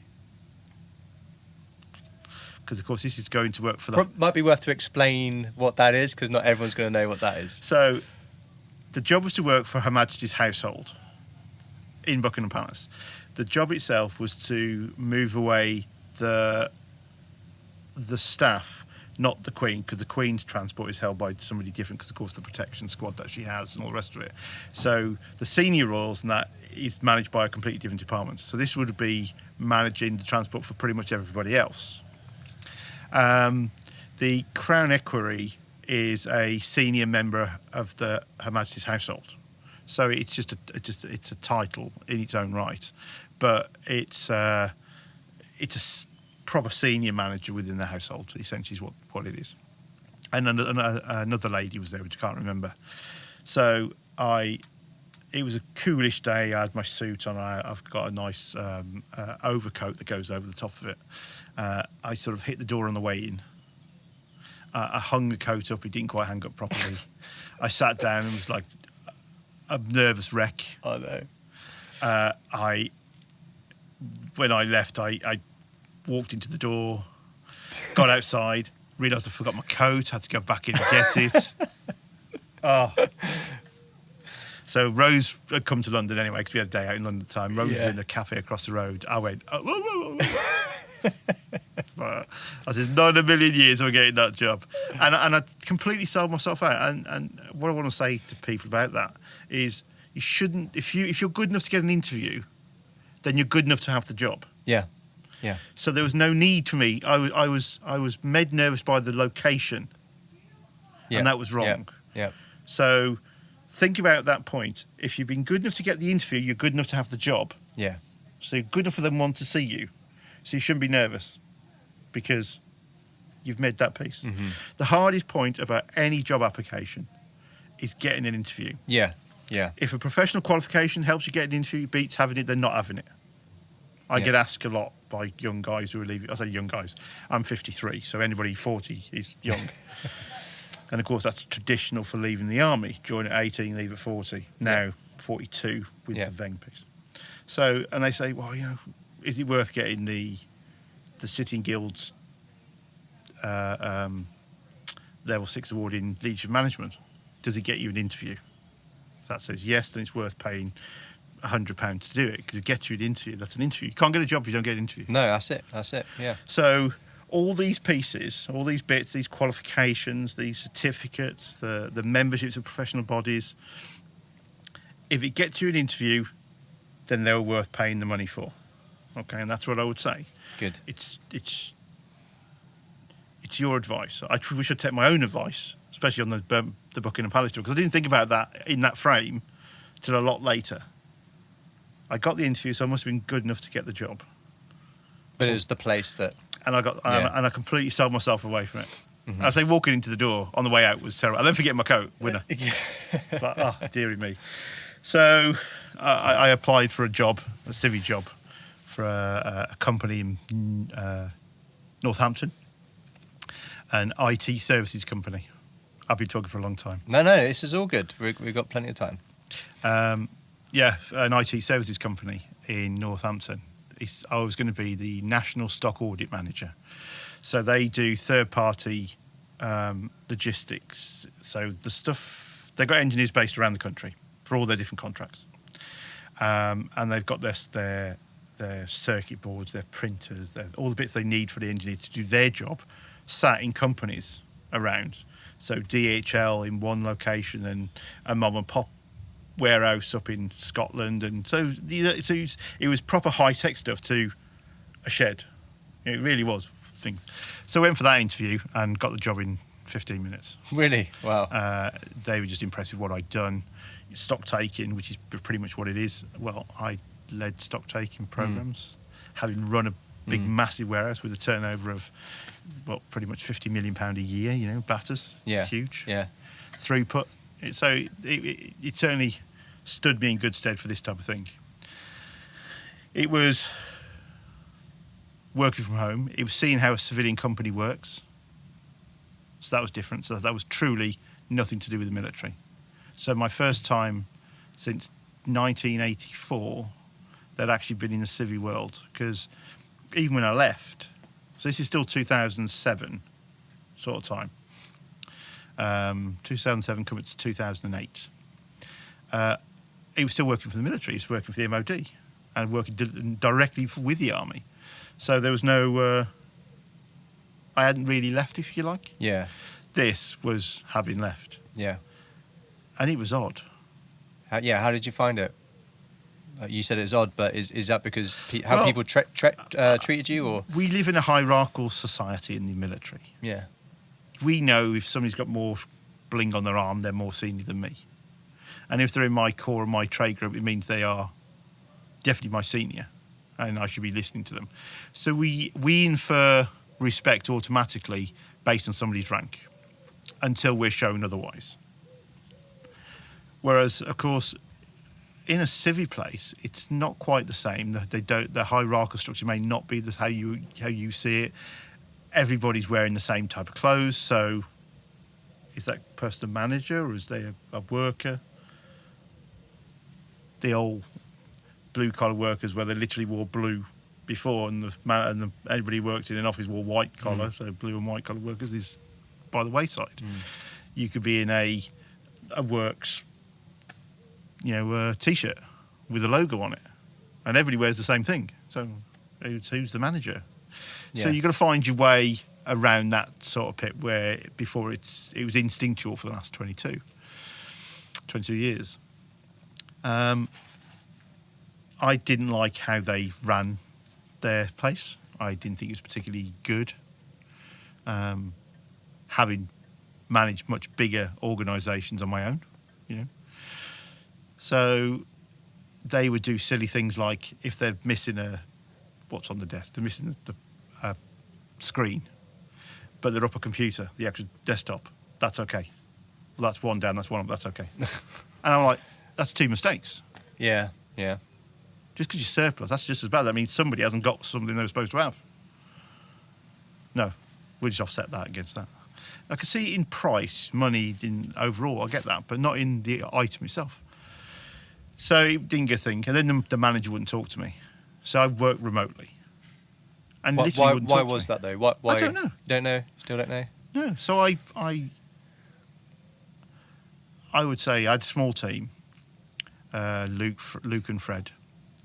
And I'd say to Luke, how's Darlington going? I'm not in Darlington, I'm down in Canary Wharf. So what are you doing in Canary Wharf? You're supposed to be in Darlington. My dad sent me down because his dad was my boss. He said, no, I've got to go to do a check down in Canary Wharf. Neil, why you've sent Luke to think? Oh, yeah, sorry, I should have told you. Yes, you should have told me. Yeah. So, yeah, no worries, I won't do it. Fred, how's Wales going? No, I'm up in Scotland. What are you doing in Scotland? Nigel sent me up to Scotland. Why is Fred in Scotland? Yeah, maybe I should have said. So, yeah, it's like this. Nigel, I work for you, they work for me. If you want them to go somewhere, tell me and then I'll tell them. Then I can adjust my programme. Oh, yeah, absolutely. No. And he got that bad. In the end, I was like threaders. I was in a hotel in Scotland, speaking to my mum of all things. And I was just at it. I've had enough. And she says, well, quit. I says, you don't quit. You wait for him to be posted or you to be posted. And she was, Ian, you're not in the army anymore. And I was like, wet kipper in the face. Yeah. No, well, that's very true. Yeah. And I got home and I wrote this big letter. Whole big email. And Rosa's watch it. And I was asked to check it, make sure I wasn't being rude. Oh, I remember that, what you said about that. Oh, you remember that piece? Yeah. Delete it. Sorry? Delete it. Just said you found a job. But I want to tell him just delete it. Don't burn your bridges. Mm-hmm. It's a true situation. Yeah. Don't burn your bridges. Venting will do nothing for you and could backfire. You could be critical without being rude. Am I ever going to see them again? Very unlikely. You never know what's there around the corner. Yeah. So I said, literally, I deleted it all. I found another job. And actually, they wanted me back at Defence Clothing. Wow. So I went back to Defence Clothing. I was working closely with the Army headquarters. It was called HQ, United Kingdom Land Forces at the time, down in Wilton, near Salisbury. And then one day, the guy I used to deal with there, he says, would I like to come and do a project as a WO1 in Wilton? So I went, sorry? Do you want to come and be my WO1 for a little bit? I went, how long for? He says, well, 2 years initially, then another 2 years. Yes, when can I start? But you're a civilian. So this is the odd thing.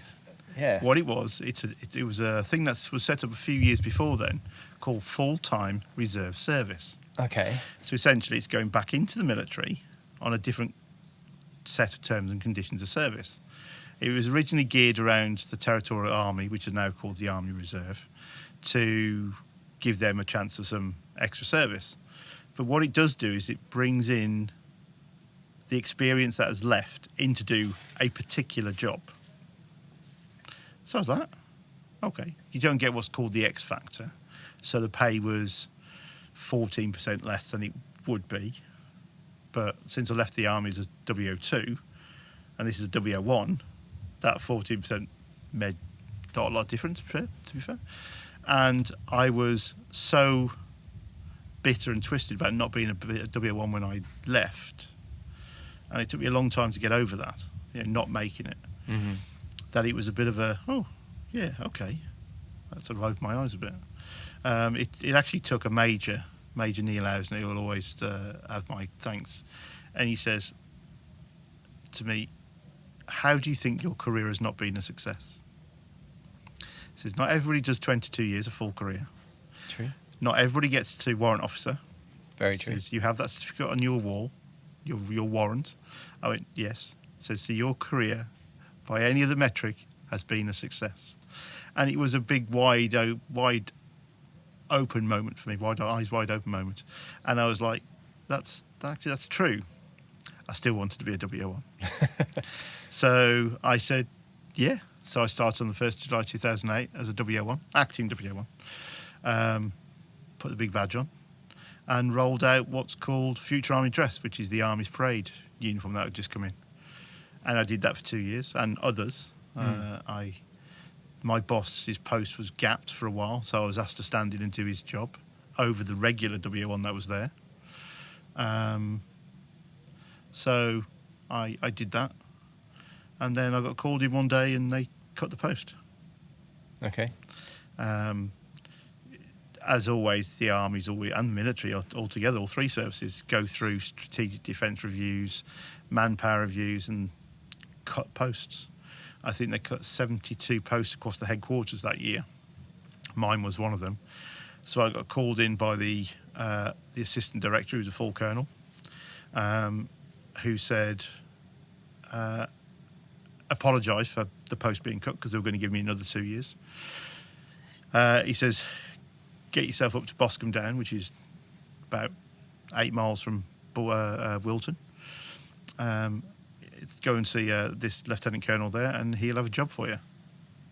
So I run over there and he says, yeah, I want you to be my rollout warrant officer for the new logistics application that we were introducing to defence. Okay.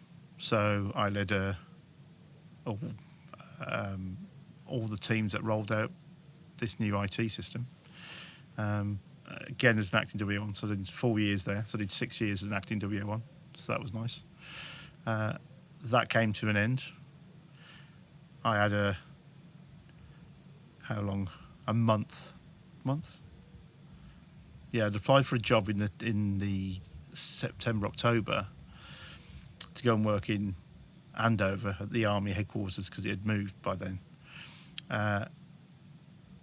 And they couldn't get their act together. So I physically had to leave the Army again on the Really? 31st of January. Oh, wow. And then restart the whole process, go through all hoops again, and rejoined again on the 30th of March up at JPA, which is where we met. It is, yeah. So that was the 31st of March 2012? 13? 12? No, 14. I can't remember things right. 8 to 10, 10 to 14. Yeah. So, just going to wind back a little bit. Yep. So you did become a civilian.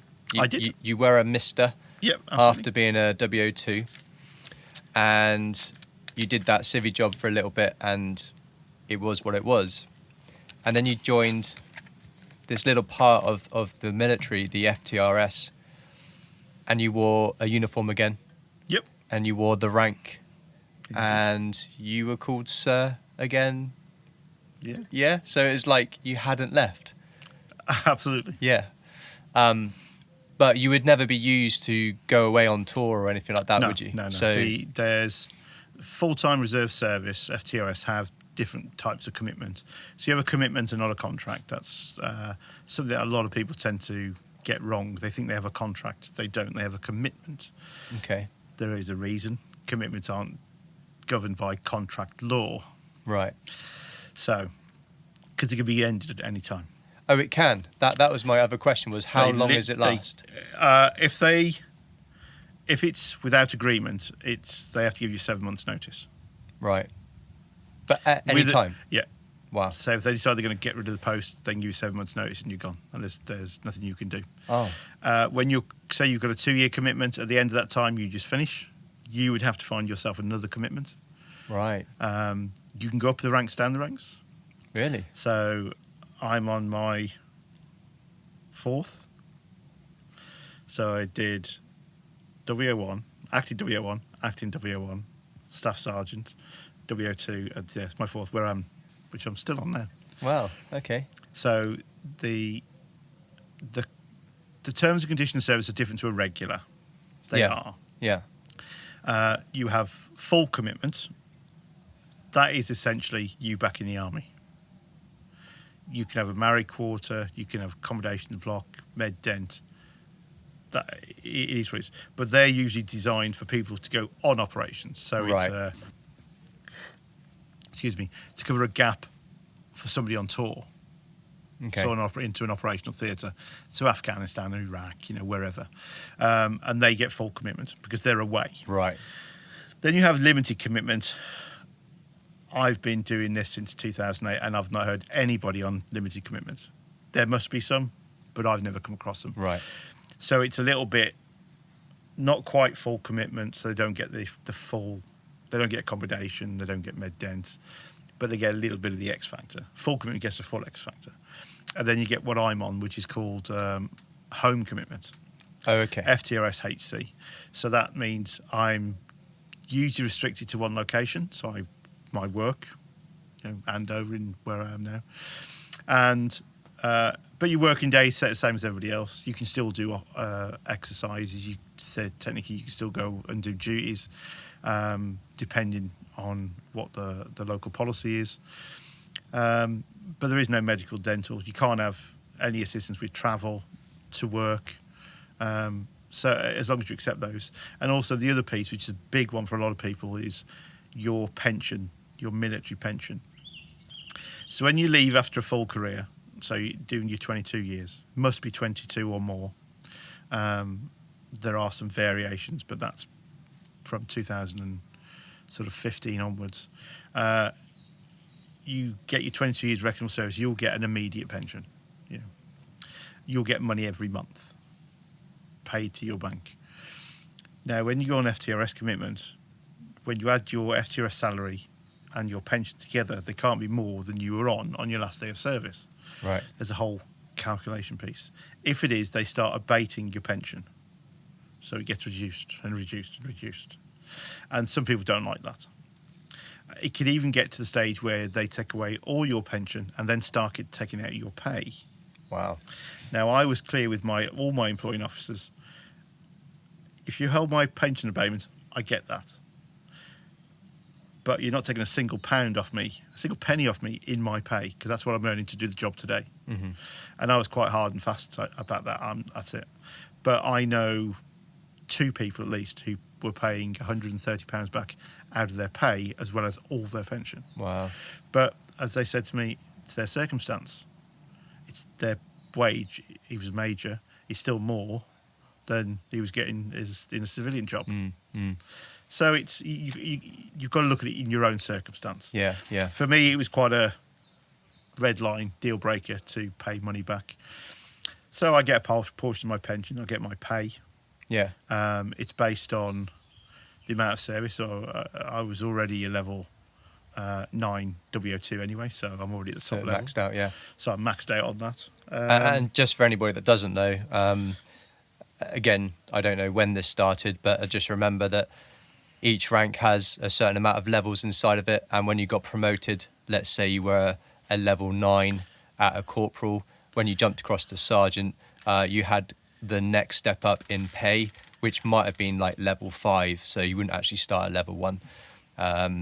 So, yeah, the fact that you were level 9 means you were maxed out. Yeah, that level. yeah. The way it works, if this is the lower rank and this is the more senior rank, the pay spines do this. They kind of overlap. So they do that. And if you can't see that because you're not watching the video, he's doing... So 2 brackets, which are interlinked halfway through. There we go, yeah. And that's how it goes. So the pay spines overlap in probably in the last... So if they have pay spine of, say, 7 levels, then the top 3... will be higher than level 1 of the rank above. Yeah. So you'll always go in at the pay spine above where you were. So you can go in at level 2, 3 or 4 on the next rank up. Yeah. The officer pay spines don't. That's only for other ranks. So non-commissioned. Commissioned ranks don't overlap. Mm-hmm.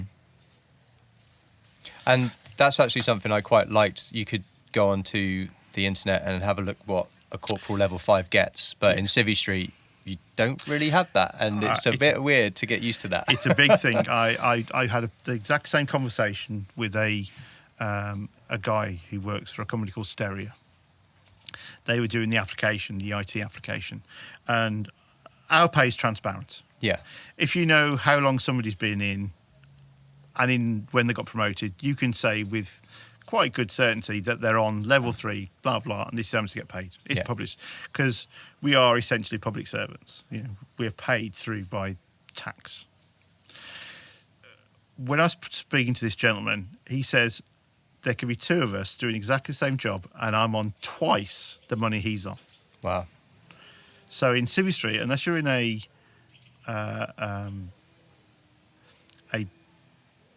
government job, chances are pay scales are not published, especially in the management level. So and one thing they tell you when you leave, let's go back to the resettlement piece, don't sell yourself short. You have a wealth of experience. You've got to look at what you can offer. And whenever you do how much do you get paid? So if I'm on £35,000 as a sergeant, I'm guessing now because I can't remember what it is. If you were to look at how much your actual salary package would be, it's not 35 grand. That's just your pay. Then you add on your pension, which is non-contributory, so you don't pay anything into your pension. It's paid for you. So stick another 5 grand on there. So now that's 40 grand. You can have subsidised housing. So you can spend £100 for your house, where it's actually going to cost £900. Stick another 800 quid on top of your salary per month. And before you know it, your 35 grand is actually £55,000 that your actual salary package is. So the remuneration for our pay is very good. Yeah, yeah. So when you're looking for a civvy job, if you want to do the same as what you've been doing, you should be looking at if you're on 35, you should be looking at 35, 40 grand a year jobs. You should be looking for those jobs. Yeah. And don't sell yourself short. That's a big thing, honestly. I think I definitely found that difficult.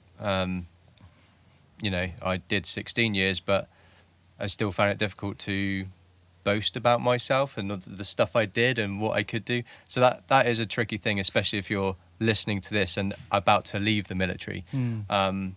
But I'd say just reach out to, if you have any mates that have left recently and how they coped. But you're right, don't sell yourself short. But it's easier said than done for most people, especially soldiers. I think they don't really do that, do they? They don't really boast about what they do. We No. just get on with the work. But yeah. It is a big thing. I was talking with somebody a while ago. You have to have a certain level of arrogance in yourself, because if you want to get on, you've got to show that you can be that next person, that next rank. Yeah. So, and be confident in what you're doing. So it's a fine line, that the arrogance piece, just be on it, but not step too far that you become a complete, what I'm saying. A word we shouldn't use. But you can go that way, too far over that line. I'm good at what I do. I know that I'm good at what I do. And you've got to be that. I used to say to my private soldiers at 4 Battalion, I liked having soldiers. I liked helping them get on, develop, and that's great. And seeing them get promoted is what you should always be doing for you as a boss. You should be looking to them to get promoted. Looking after their careers, not your own. Your boss should be looking after your career. That's how it should work. And I'd say to them, how are you today? Well, sir, ask me. I'm effing awesome. And they're like, oh, it says, be confident in yourself. Yeah. I'm the man. Yeah, be the man. Be the girl, whatever. There is that piece about it. And the Army's given me confidence, without a shadow of a doubt. The shy retiring guy who lived in Wolverhampton in 1984 has long gone. I've got other neuroses that I deal with, but they've developed from instances. But on a normal day-to-day, I'm very confident in what I do. In 2015, after I left where we were working in Andover, I moved back into the clothing world in the Army. I have a job which has now lasted me for 5 years or more, and it will run till 2022, and I'll probably be able to extend all the way up to 2027. And that's when I'll be 60. That's a key date for FTRS, because our service we can serve until we're 60. Right. So that's my aim, because I can have an immediate pension at 60. So that is my goal. That ability to interact with senior officers is part and parcel of what I do. So I can't be a shy retiring wallflower when I'm supposed to be providing information directly, be it in a written form or in a verbal form, because they need to be able to trust what you say to take it forward to their more senior things. And that's that thing, and that holds over anywhere you go, is trust your knowledge and trust that you can deliver it. I can speak publicly like this. We are where we are right now. I can take a squad and go and do drill. I can do that. But I can't stand in front of a class and give a classroom lesson. Right. Yeah. I can't. Why? So I'm not a formal teacher. Can I take somebody and teach them how to do the job? Absolutely, because I've done it hundreds of times. But can I stand in front of a class and give a lesson? No, because I'm not a natural born proper instructor, formal instructor. I think there are people who do it and are fantastic at what they do. That's not me. It's not where my forte. It's not where my strengths lie. So you have to understand where your strengths are. Steer towards. But when you need to do it, so I've had to give presentations in a classroom to students because it's been part and parcel of the job. So I've had to do it. So you've got to get over certain things to do it, whether you script it, preparation. Come back to that word again. Preparation is key to pretty much everything you do in your life. If you want to get on, talk to people, read. There's those things that all help you. Current affairs. You have your interests, but there's certain things you should be looking at to develop yourself. Personal development is always key. Most companies now, especially large companies, want you to do professional development. Yeah. The military is all about personal and professional development. Yeah. And it's good for you, growing as a person. Don't be shy of your interests, as long as they're legal. I used to be very closeted in what I believe, what I liked, what I wouldn't want to tell people, because they weren't quite mainstream. Now I don't care. You know, I have my group of friends who we game with every week. Every Wednesday we meet up. It's a social meeting, but we board game 5. Board games, Dungeons and Dragons, those sort of things, which I would never have said before. I'd be very embarrassed about it. But why should I be embarrassed? It's what I like to do. Just because you don't like to do it doesn't mean it's no less valid than you go and do whatever you do. Yeah. And that's that piece about being confident in yourself, I think. Good advice. Good advice. Well, I think we may have come to the end. Last little chance, is there anything that you've forgotten that you want to share, or do you think you covered everything you wanted to? No, I think I'm good. Yeah? We could go on for a lot longer. And I could rabbit and bore the tears off everybody. So, no, I would just like to say that if anybody's thinking of joining, do so. I've been to some fantastic places. And I'll finish up one last one, which was my third tour in the Falklands. Because I went to the Falklands a year after the last tour, I was allowed to have my R&R, my rest and recuperation, on the Ascension Islands. I managed to bring Rose down from the UK to the Ascension Islands.